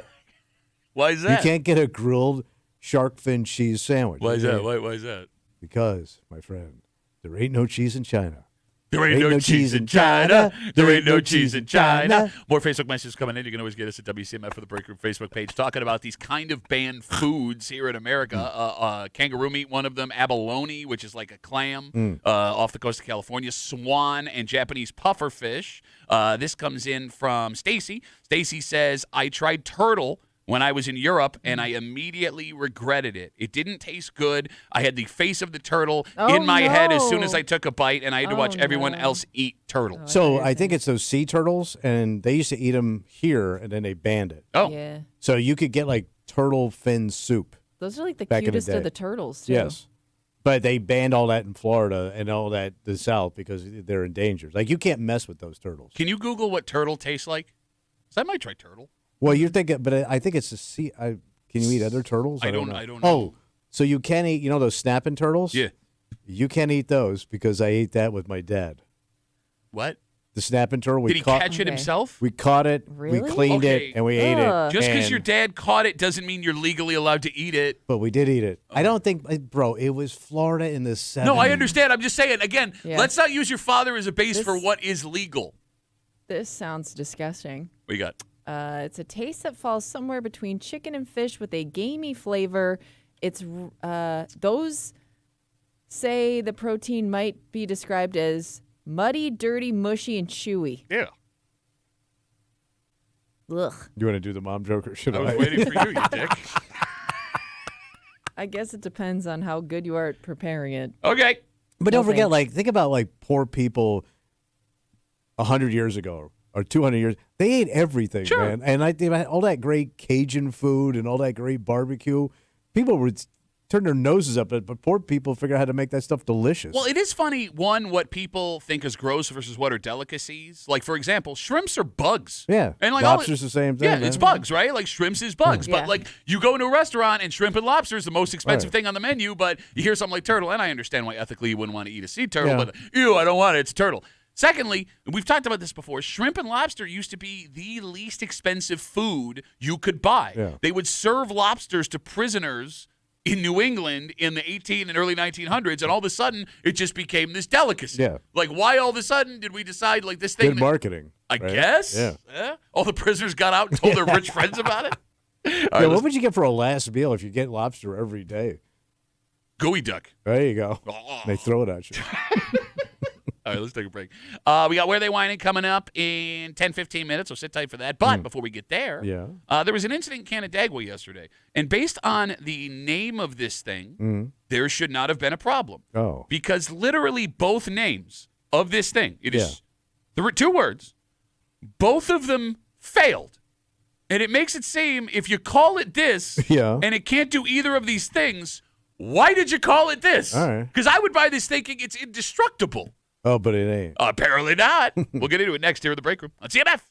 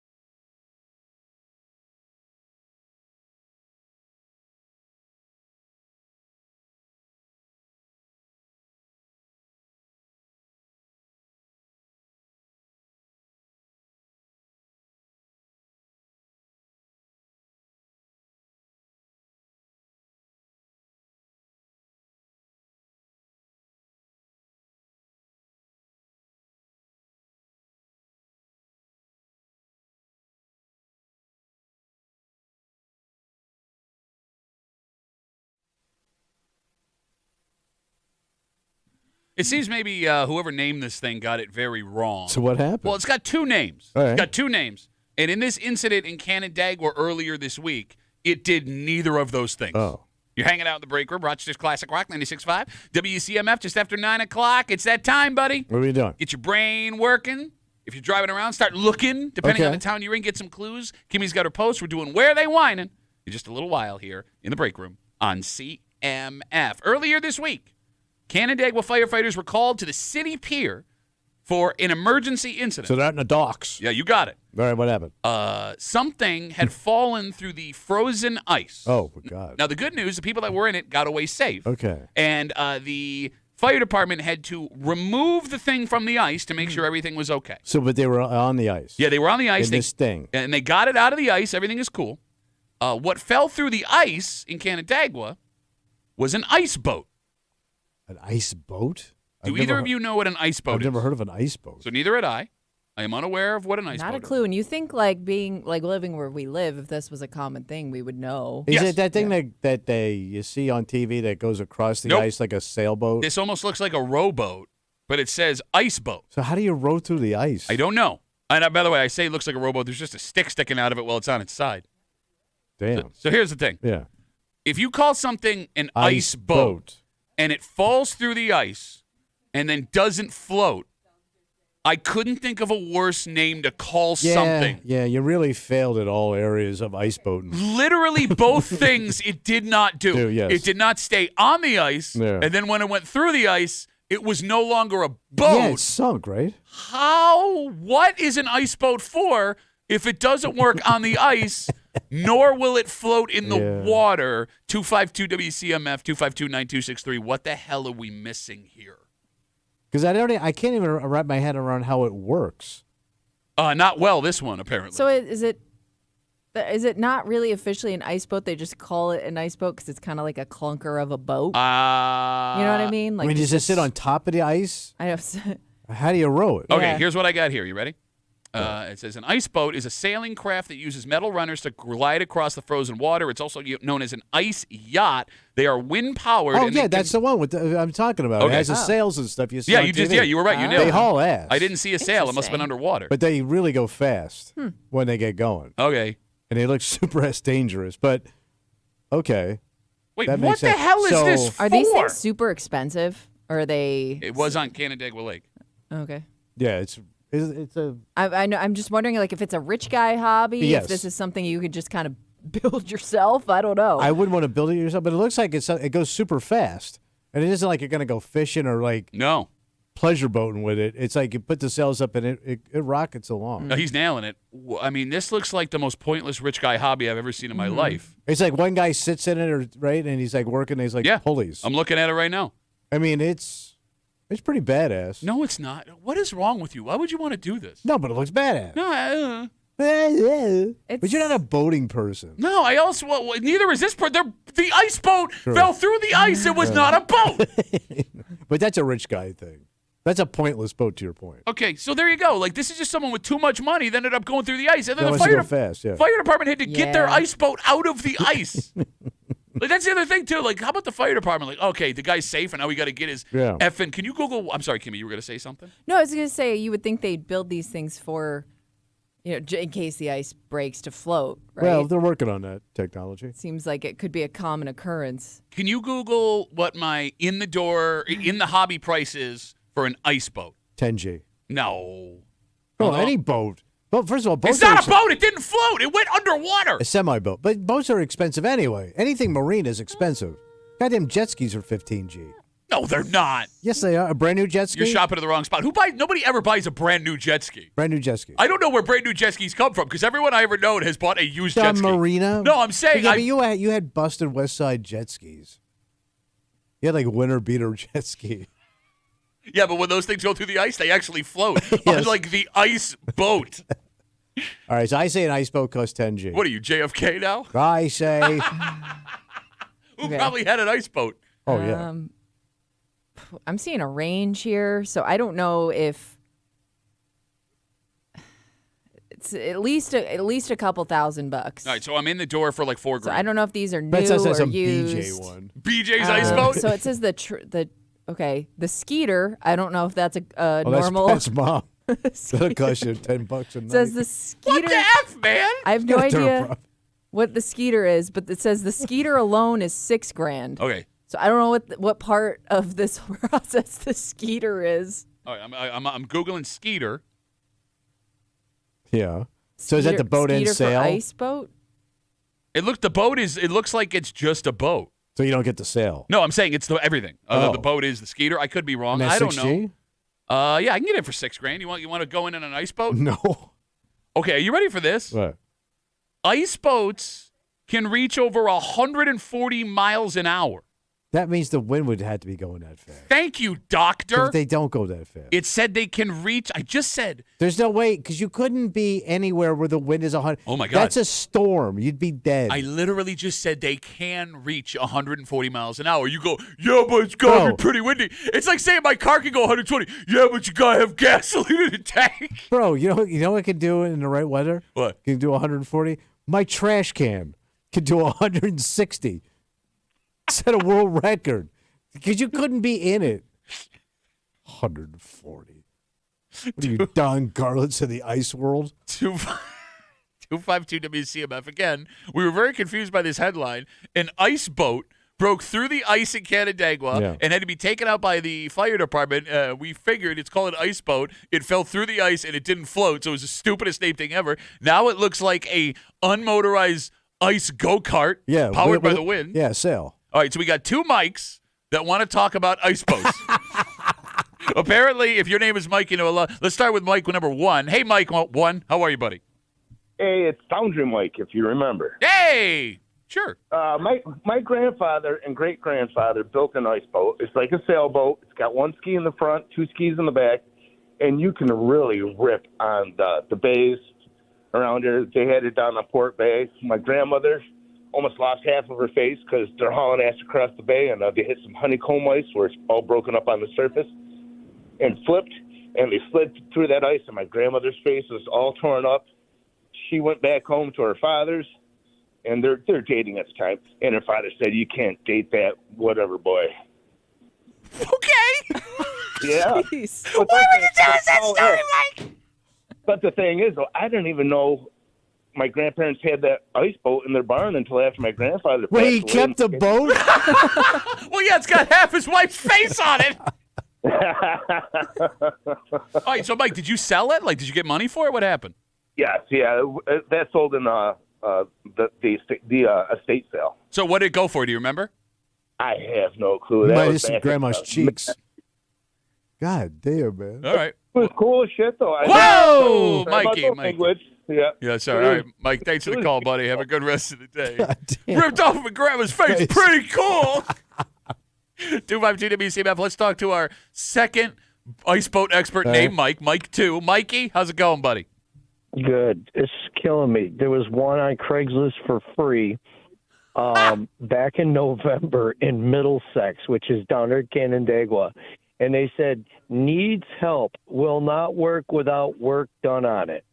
It was a free ice boat. I guarantee you it was this boat. Some jerk off just put it on the ice without doing anything on it. God damn it. Man, these mics get really upset about ice boats. Probably got I a was dead laughing granny my rear face on end it. off. I'm like, I know it's the same boat. Mike, thanks for the call, buddy. All right. So what did we learn? Well, we learned about ice boats. We did do that. And how fast they can do 100. What'd you say, 40? It said can do 140 40 miles an hour. Yeah. And if you want to marry off your daughter, keep her out of an ice boat because Yes. she could lose half her face. 252 WCMF, 252-9263. It's about that time. Oh, yeah. If you want to try and guarantee your way in, the time to call is now. Kimmy's got her post on the neighborhood app. She has removed street names and town references. If you've never played Where They Whine In before, we will catch you up on how this all works. 252 WCMF, 252-9263. We have 4 phone lines open. We already have folks waiting right now. Let's do it. Where They Whining here in the break room. CMF.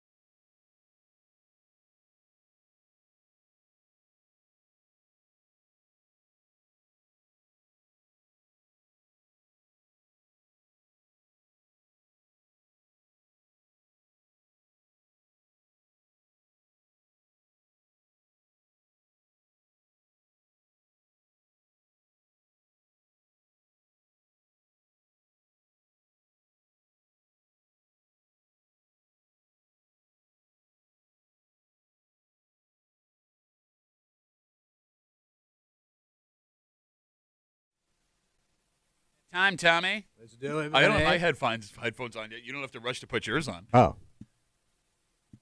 I'm ready. All right, good. You're hanging out in the breaker. Rochester's Classic Rock, 96.5 WCMF. Kimmy has her post. She is ready to roll. And if you are new, we will explain how this works. How we do it? All right. So you folks send posts from the neighborhood apps to Kimmy, and we very much appreciate that. Kimmy takes them. She removes all the street names and town references to make the answer not obvious. However, there are little clues in there. Yeah.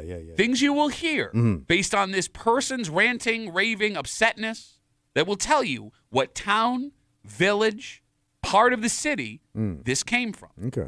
Your job is, first of all, to listen. Have to listen. Don't jump. Listen. Listen to the whole piece. Yeah, you got it. And don't listen to Tommy. Right. Again, we've established that when Tommy starts to say things, that's when things go south. All right?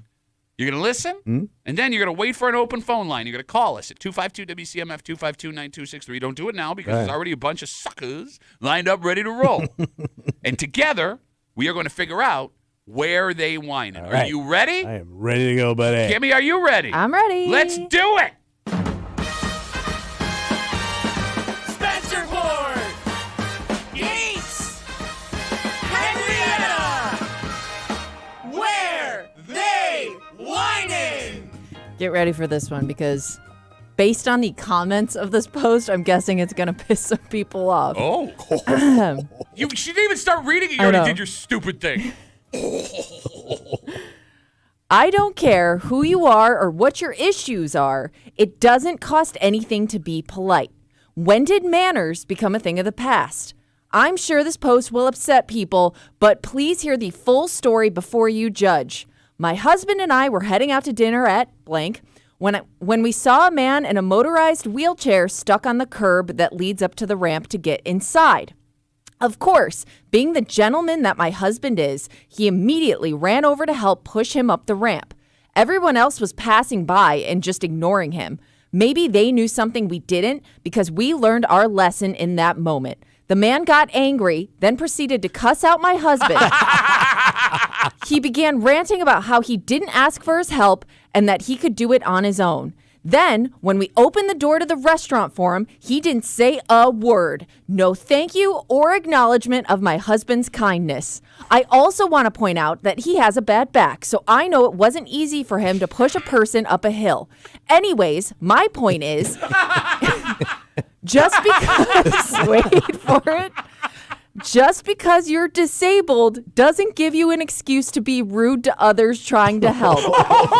Next time, say no thank you and we'll move on. Oh, my God. Oh, man. I love this post. That thing is loaded. All right. Yeah. 252 WCMF. There is a lot here. Yes. There is a lot. What do you got?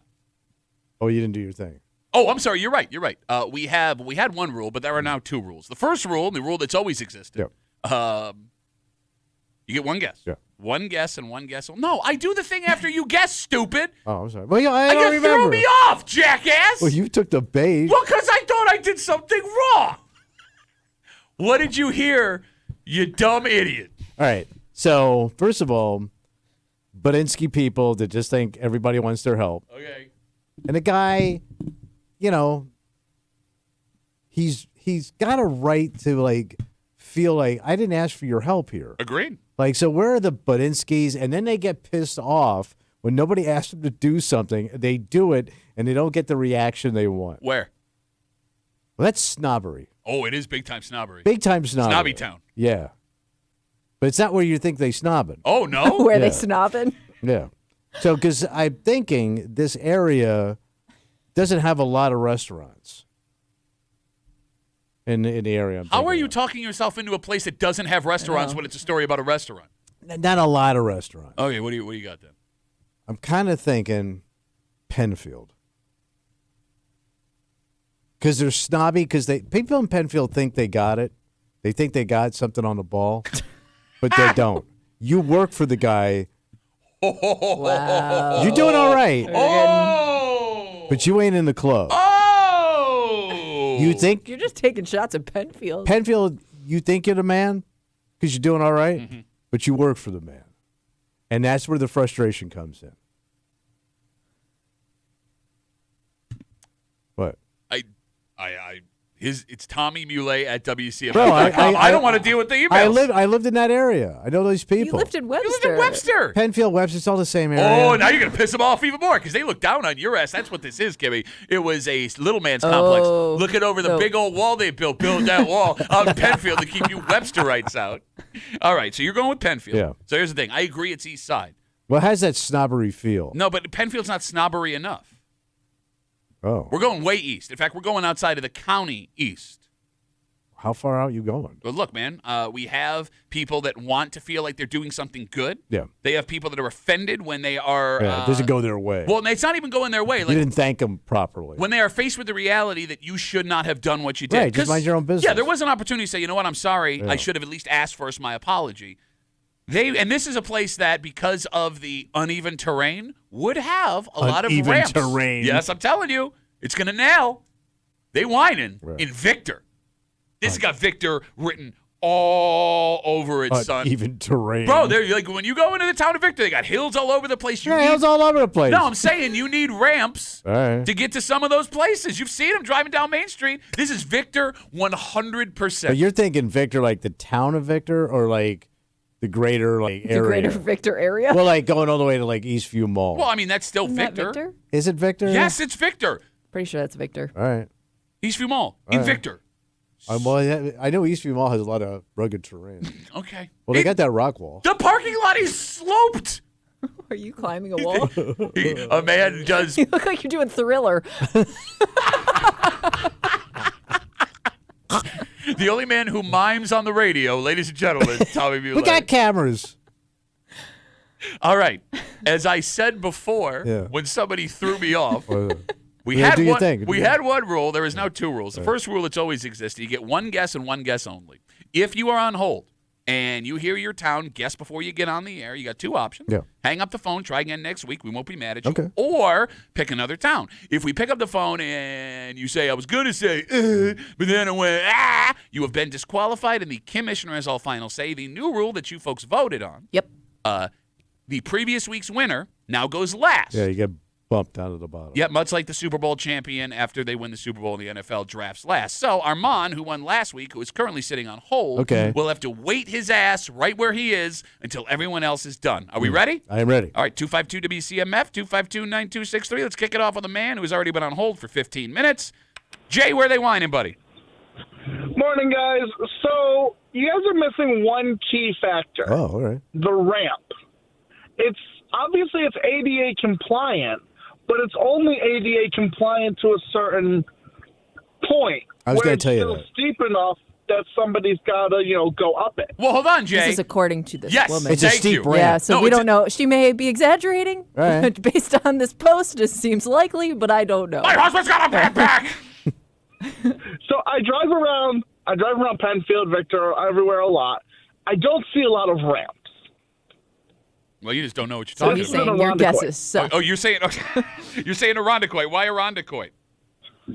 So it's close enough to the city that you're going to get that city old guy in an electric wheelchair who thinks he doesn't need any help. I was here when Kodak was here, all that. City old guy in an electric wheelchair? What are you talking about? Yeah, he's got one of those scooters that has like 7 political statements glued to it. What, battleship caps hanging off the back? They travel. Okay. Originally, I was thinking maybe like the city, but I'm driving around Easton Park, and there's no ramps over here. So Okay. It's rampless. All right, so we got you for Irondequoit, Jay. Thank you for the call, buddy. Have a good rest of the All day. right. 252-WCMF, 252-9263. Let's talk to Pete. Hey, Petey, where they whining, buddy? I'm going Webster Why Webster? because of their town slogan, and it definitely fits in with this woman's narrative. What, where life is worth living? Yeah, because it's a snobby slogan for a town. You know, he's kind of bogarting your pick, bud. Well, yeah. Oh, you don't want to go after Pete? No.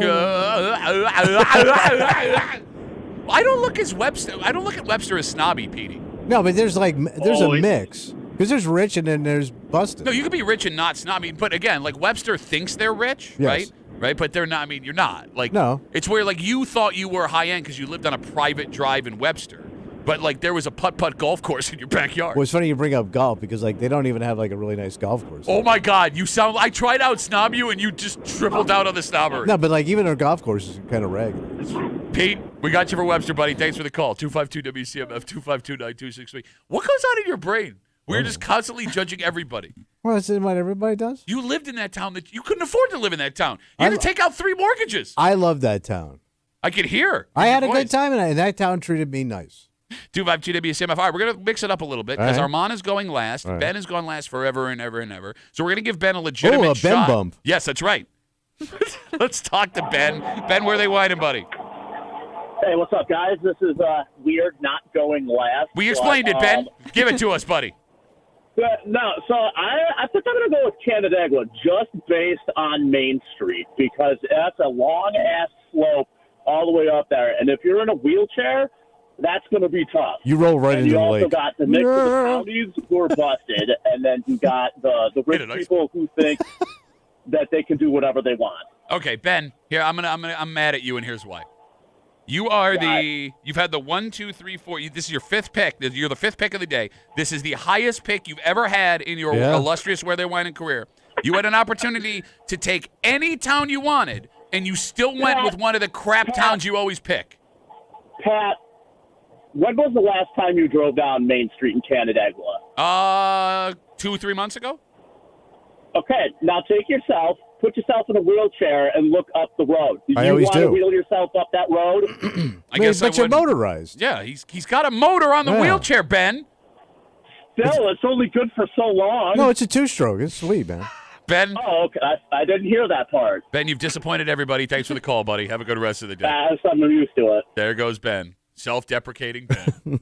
252-WCMF, 252-9263. Let's get one more in before we go to the reread for the folks just joining us. Let's talk to Caleb. Caleb, where they wanted, buddy? We're going to go over to the west side, Jeffy. We're going to go with Gates. Gates? Yeah. Man, I don't see Gates in Why, this. why Gates? Shot in the dark, and I just wanted to go out to the west side because I don't like everyone bunching on the east. I mean, look, he is right. We got Penfield, Victor, Irondequoit, Webster, Canandaigua before Caleb. We do not have one west side. That's not a good sign for the first but I would 5. have. The least likely would be Gates. Why would that be the least likely? I just don't see it. What do you mean by that? People in Gates don't help each other? No. I would argue They would have knocked that guy over and took his chair for parts. people in Gates, everyone knows that working class blue collar people are more likely to help and not complain. It's 100% true. I understand, but Yeah, they'll help each other move their couches. But they also don't want. They also don't want help. Like a guy on the west side, if he's in a bad way in a wheelchair, he don't want your help. No, I He don't want your sympathy. So get off of me. No, I understand. Get away from me. No, but that person wouldn't get upset. Caleb, we got you for Gates, buddy. No, Thanks he for the might call. MF you. No, he wouldn't MF you.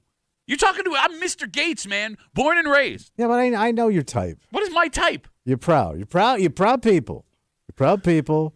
And when things don't go your way, you get a little snarky. 252 WCMF. All right. For the folks that are just joining us, Kimmy, would you mind rereading the post from this morning? No problem.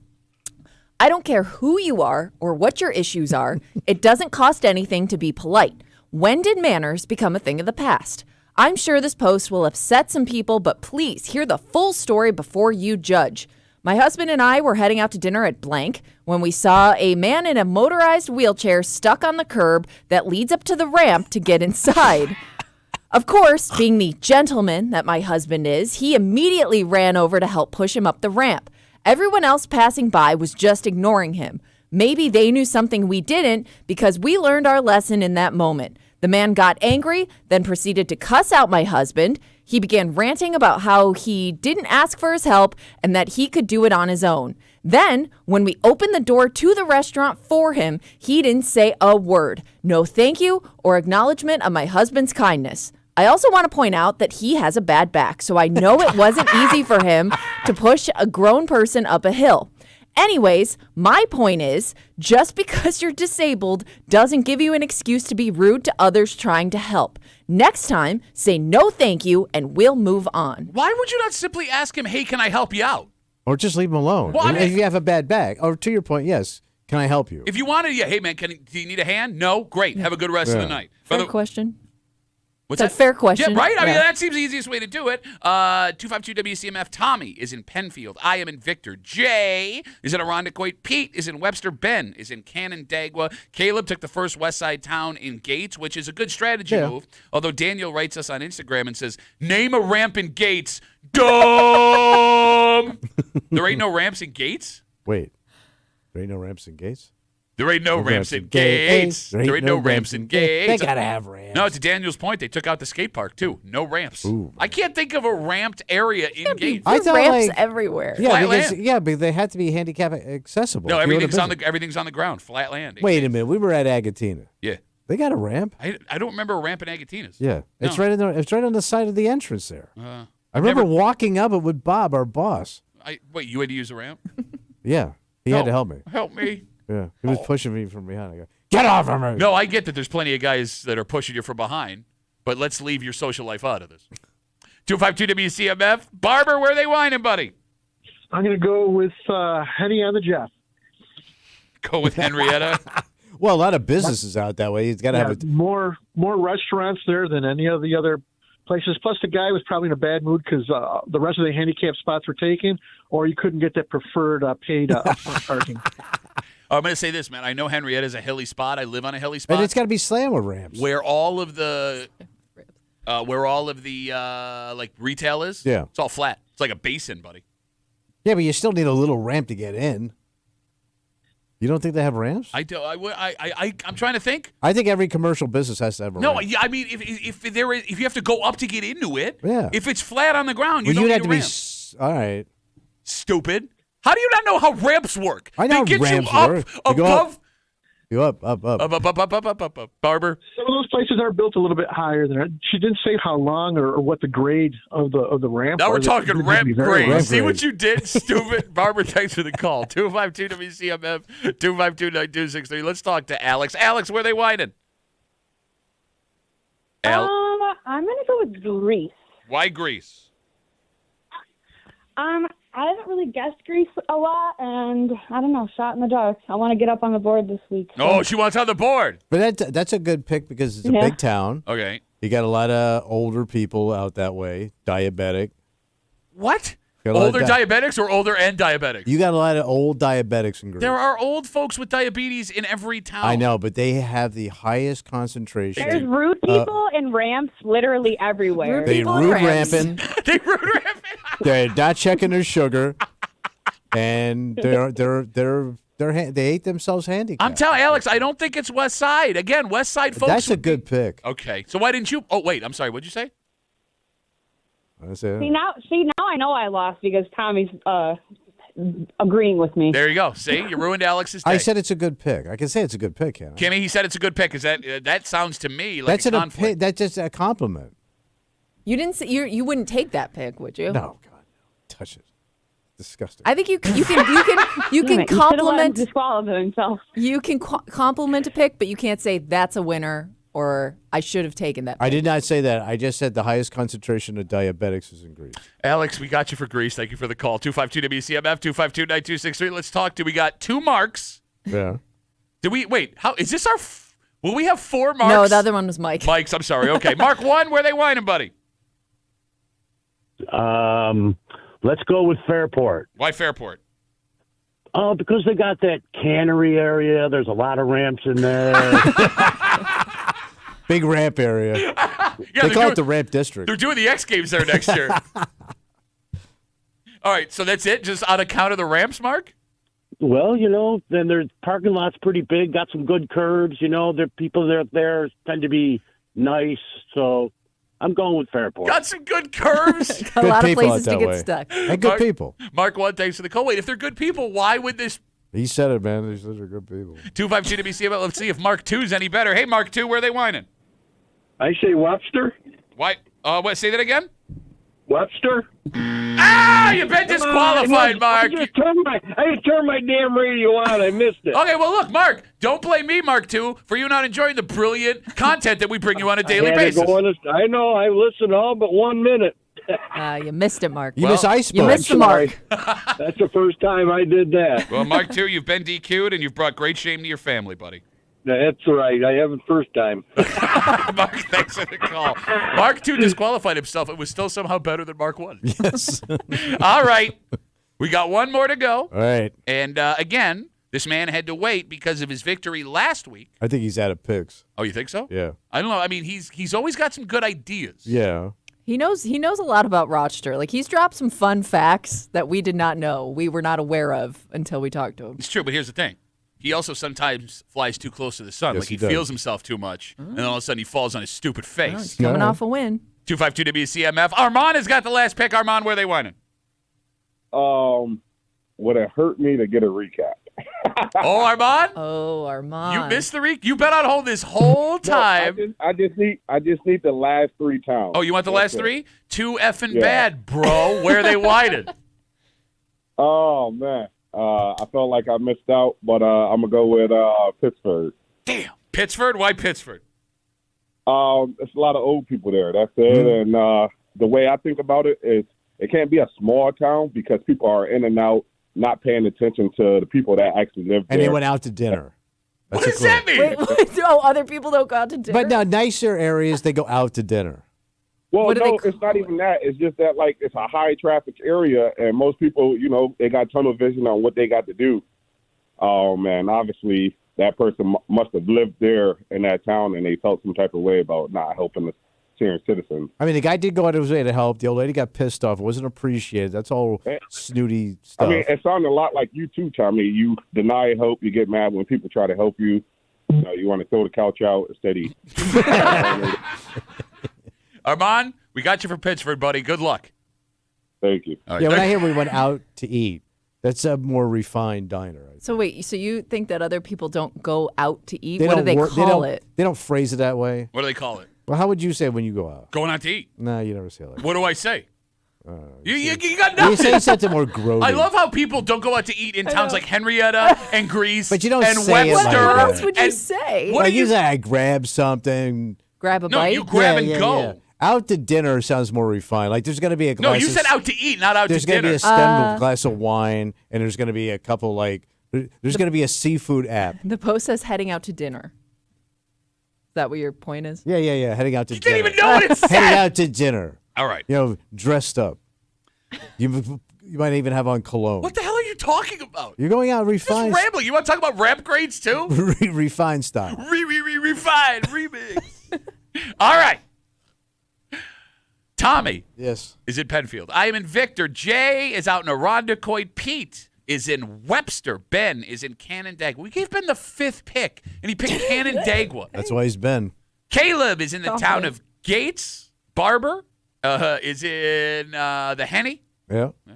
Alex is in the town of Greece, which Tommy liked because, as you said before, when it comes to population, The highest concentration of diabetics are in Greece per capita. Mark 1 is in Fairport based on all of the ramps all over the place. Mark 2 disqualified himself, and Armand went with Pittsburgh, our victor last week. Are we ready? I'm ready. All right, let's do this thing. I love how your hope is so shot, you've given up any chance you're ever going to win again.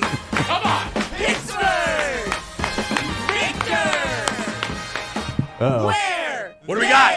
Oh, yeah! Woo! We got a winner this week. Come on. I was worried we weren't going to have one. No, he didn't. No, he Because didn't. there's a man No, he didn't. who won back-to-back weeks. Oh, my God. And he will be going last again next week. He hit it. From the last spot. Because they won it in Pittsburgh. God damn. I'm not even That's mad. That's impressive. I'm very impressed. Yeah. Didn't disqualify himself. I Nothing. didn't think we were going to have a winner. Holy crap. God damn. Damn. I don't even know what Yeah. to say. You know, it's like one of those things where you're like, I wish we had a gift for the guy. He's on a run, so this is his 3rd star. his gift is talking to us. Oh, he's officially tied with Tommy. You still feel good? He's catching up to your ass. Bro, what did you just say? Catching up to your ass. Like, You know what I meant. sounds like you dropped a couch on your mouth. Damn, Armand. That's a good man. What are you doing? I don't know. I'm blown away. It's It's like seeing a leadoff Dude, home I run, thought you were but gonna reverse. pick. I thought you were A gonna pick. walk-off home run, you No. idiot. But yeah, walk It's off like home. seeing the opposite of a leadoff home run. Yeah. If there was only a term for a home run that ended a game, I forgot about the you're other the one. dumbest person I've ever met in your I life. forgot. I thought you were going to take this one with your first pick, too. The way you were describing Yes. your pick, and then you But I thought you it was pivot. I thought it was too obvious. So did I.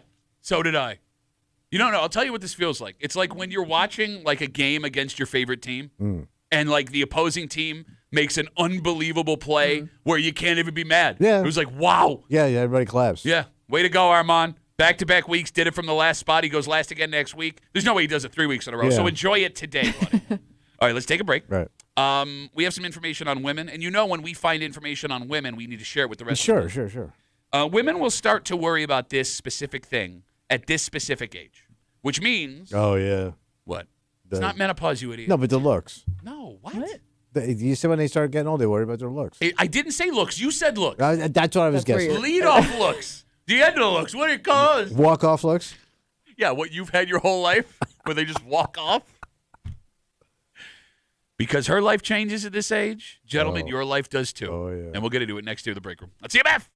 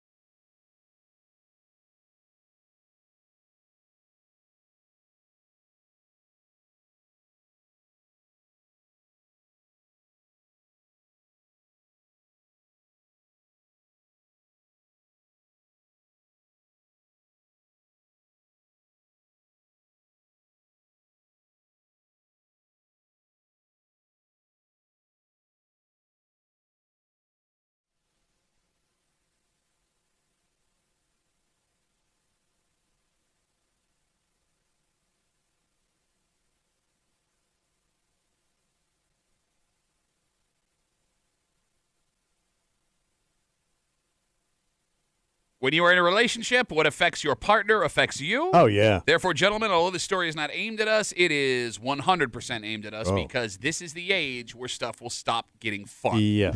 You're hanging out in the break room, Rochester's Classic Rock 96.5, WCMF. A recent poll asked a whole bunch of women at what age they started getting serious about their health. Oh. Now, we'll start with the lady in the room. Yeah. Kimmy, what age do you think that is? I mean, I think that when you hit 30, even if you're not like feeling necessarily different, you start to look at yourself a little different health-wise. Like, maybe I should start to kick this up a notch. Eat a salad every now and then. So you would argue 30 is when women start to take their health seriously. Yeah, like where maybe stuff might start to like you just don't like. For instance, I can't drink like I used to, or things affect me differently Old lady than they Kimmy. used to. Tommy, would you like to take a swing at the age women take their or their health most seriously? When they get the changes. So that would be? Well, for every woman, it's different. Like, I'm going to say mid-40s when they start to have menopause and those issues. That's when they start to make the corrections because you get a whole new wife. Oh, that's fun. Well, I was also thinking, though, I know a lot too. of. You know, if you're sick of the old one, this sweaty, grumpy one might be to your taste. Two of the worst dwarfs from Snow White, sweaty and grumpy. I mean, to that point, though, on the other end, like I also know women that kind of changed their health around when they were looking to get pregnant. Okay. You know what I mean? Like they got into some healthier habits. Okay. So. The answer according to this poll, 40. Oh, women, so I was close. Okay. Yeah. Congratulations. All right. According to this poll, women start to take their health seriously at age 40. And, I mean, I'm sure there are women listening, nodding along to the radio, but this break is more aimed at men because what your wife decides to do with her life directly affects what your life will be, Joe. Oh, yeah. Which means when your wife hits 40 and she decides to start taking her health seriously, you will also start to take your health seriously because she will make you do that. Yeah, it's forced. Yes. Now, whether or not it's like prison, and we're changing the menu this week. Whether or not she comes to you and says, you will be changing your lifestyle with me or I need your support, that doesn't matter. Kind of happens. Yeah. Without anybody necessarily trying. Exactly. Like, yeah, she's going to start to change the way she lives. Which And the food's going to change in the house. You got it. You'll enjoy baked potato chips and Weight Watchers cheese sticks. You sound like you're speaking from experience. I'm living it right now. We are in the middle of Weight Watchers. Maybe you're probably getting a family membership to a gym if you didn't have one before. Or you're getting exercise equipment in the house. Or, I could be mean, that too. the activity she wants to do for fun start to change to more healthy stuff. You're going for more walks. You're going to try hiking. Yep. Right? Get your steps in a little bit more. Pickleball. Well, what's funny about that is it doesn't go the opposite way. Like, because there are points in every person's life, man or woman, where you decide you're going to take your health a little more seriously, right? And for men, and if I'm wrong, tell me, 252 WCMF, we don't include our spouses in that. We are happy to go do our own thing. Yep. Yeah. We don't want you ladies It's not tagging a group along. effort. Exactly. Like, if you want to join us, fine, but we're not going to make you. Whereas women, Kimmy, it feels like need the support. Okay, I think it could be partly that. I also think in a lot of homes, traditionally, she's probably doing more cooking than you are. Okay. So if she's cooking healthier for herself and the kids or whoever, well, unless you plan on making yourself something, you're probably going to eat what everybody else is eating. The cooking thing I understand. I'm talking about the participation lifestyle in changes? hobbies. Okay. So let's say a guy is going to get into shape. Right? He's going to make this lifestyle change on his own. Yeah. Yeah, he's right. He's not going to drag in the family. He's going to limp off like a wounded wolf away from the pack and go off someplace to do this thing. Yep. And maybe he comes back as a stronger, A jacked changed wolf. man. Yeah. Yeah. Less dad body wolf. But I guess that would be my point is people would be sucked into it if you did more of the household stuff, not by choice. Okay, let me give you a personal example. Granted, this is No, anecdotal. I understand what you're saying. You're saying like he's not going to drag everybody else into it. But if he had more responsibilities or if he did more. So it's your fault. Because like it's your fault. You hear this right now? It is No. your fault. What? No, I'm not saying it's your fault. You're Well, if saying he why took more doesn't he drag anybody else into it? It was because maybe he's not the one cooking and doing all that. All right, but when it comes to the outside stuff, like personally, I started getting into shape I think like 8 years ago now, something like that. And when I started doing it, it was just like, I'm going to do this. Didn't even cross my mind to talk to my wife about it, ask her if she wanted to participate because, this is for me. Yeah. So my wife, 3 or 4 years ago, decided she wanted to start working out with me, which really bothered me. Quick sidebar. because she doesn't need to. Mhm. Like, there's nothing more frustrating than someone who just naturally Yeah. is like thin and good looking. It's like, oh, I want to improve myself too. Shut up. Yeah. Shut up. You know what I have to do? How dare you want to be better? No, I'm just saying, like, you don't understand how hard it is for me to look like a normal person. She thinks she's supporting you. No, because Yes. I think guys also enjoy doing that stuff on their own. Yeah. Like for me, it was an escape from like the chaos of family, Right. And which everyone needs every once in a while. Now, because my wife is involved in this thing, like the working out stuff, I have to work out with my wife. I have to. I don't have a choice. And she gets upset if we don't work out at the same time together. Yeah. But how do you think that's rare? Like, I don't know how often that sticks. Like, maybe that's an initial thought, but one person's going to bail on the healthy lifestyle. I mean, you may be right. Maybe our The situation, odds are. maybe our situation's unique, but I don't get to do stuff alone. I don't get it anymore. Yeah, you do. You leave here and you go work out. Fridays, I go to the gym on Fridays by myself only because she's working. But And by the way, that's by design. Yeah. But to your point, like, if, let's say the husband wants to get into shape Yeah. and the wife, he can't go, all right, we're taking a walk tonight. You need to start eating better. Yeah, good Yeah, point. no, Your that salt's would- you're too right. high. You That can't was- say that to your wife. You can't say any of that. Yeah, that would sound bad. You couldn't even get it out of your mouth. No, I mean, he's right. He is Yeah. absolutely right. Where But there- according to Pay, you don't want that anyways. But I I, don't. but I Right. couldn't. But if she wanted to feel included, I couldn't say those things that she could say to me. Hell, even the suggestion of, you're welcome to join me, she's going to take that the wrong way. Yeah, I don't look good. Yeah. I'm Well, fat. Do I need to? Yeah. What? What are you looking at? But if you put the shoe on the other foot, Kimmy, it is nothing for a wife to look at her husband, a girlfriend to look at her boyfriend and go, you've put on a few pounds. You need to change. Yeah, come with me. We're going to go to the gym. Come Yeah. on. We're going to do yoga together. It's fun. Like no guy ever goes, you know what? I'm just dying to change her. I want to marry her and change her. Doesn't happen. Well, look, I mean, on the other side. It does happen. When is the last time a You've, guy like- changed a chick? You've described some dick buddies of yours that I would think have probably made some pretty mean comments to their wives. Good point, Chia. Well, that was my father. My father. So My father in a nursing home told the nurse, "Don't wake up my mother for breakfast Why? because her ass is getting big." Okay. Yeah, so I don't know if you're going to So- like to stand on that one. No, but that's old people. That's back in the day when you could get away with that crap. Can I tell you what really bothers me real quick now that we're just ranting as we talk about women take their health, What's start taking their health serious at 40, and that means your life as a man. Everybody that like does healthy stuff has like their own routine, Mhm. right? My wife is not trying to get me to do things that are not in my routine that I don't want to do. Oh, like suggestions of other things you should do. Well, like, hey, let's go take like a fun class. But you didn't ask. No, I don't want to do that. Oh, like a workout class? Well, she says to me the other day, you What did you spin? You see me with your eyes. Hmm? She goes, you should try yoga. No man should do yoga. Well, no, look, there No, are. it's good for you. Sure. You should do It's yoga. gross. And there are professional athletes that try yoga Do it at because home. okay, I don't want to do that. Who wants to see your splayed rectum in Well, a I think class? you're doing it wrong. Put some pants on.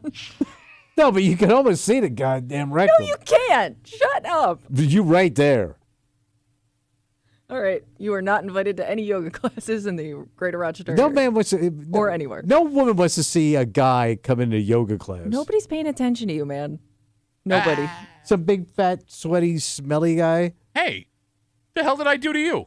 Butt in your face. Butt in your face. Splayed rectum. We come back, wrap it up, tell you what we're doing tomorrow next here in the break room on CMF.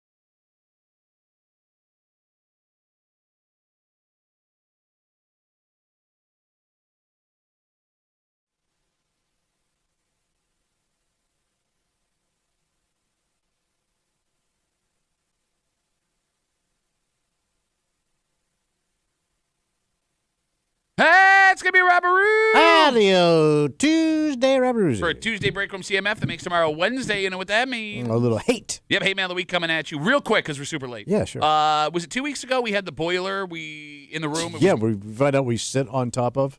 Yes. Yep. And it was making a bunch of noise, and we couldn't figure out what was going on, and we needed someone to come in and help us with it, right? Like, I thought someone was trying to break in the back door. It was so loud. Yeah. We told the story. We thought it was kind of funny. We opened up the show with it. That was the end of it. One man heard that, and he is now judging us. Because according to this man, Yeah, what they say. whatever job you work, Mhm. you need to know how to do the job of every person you work with.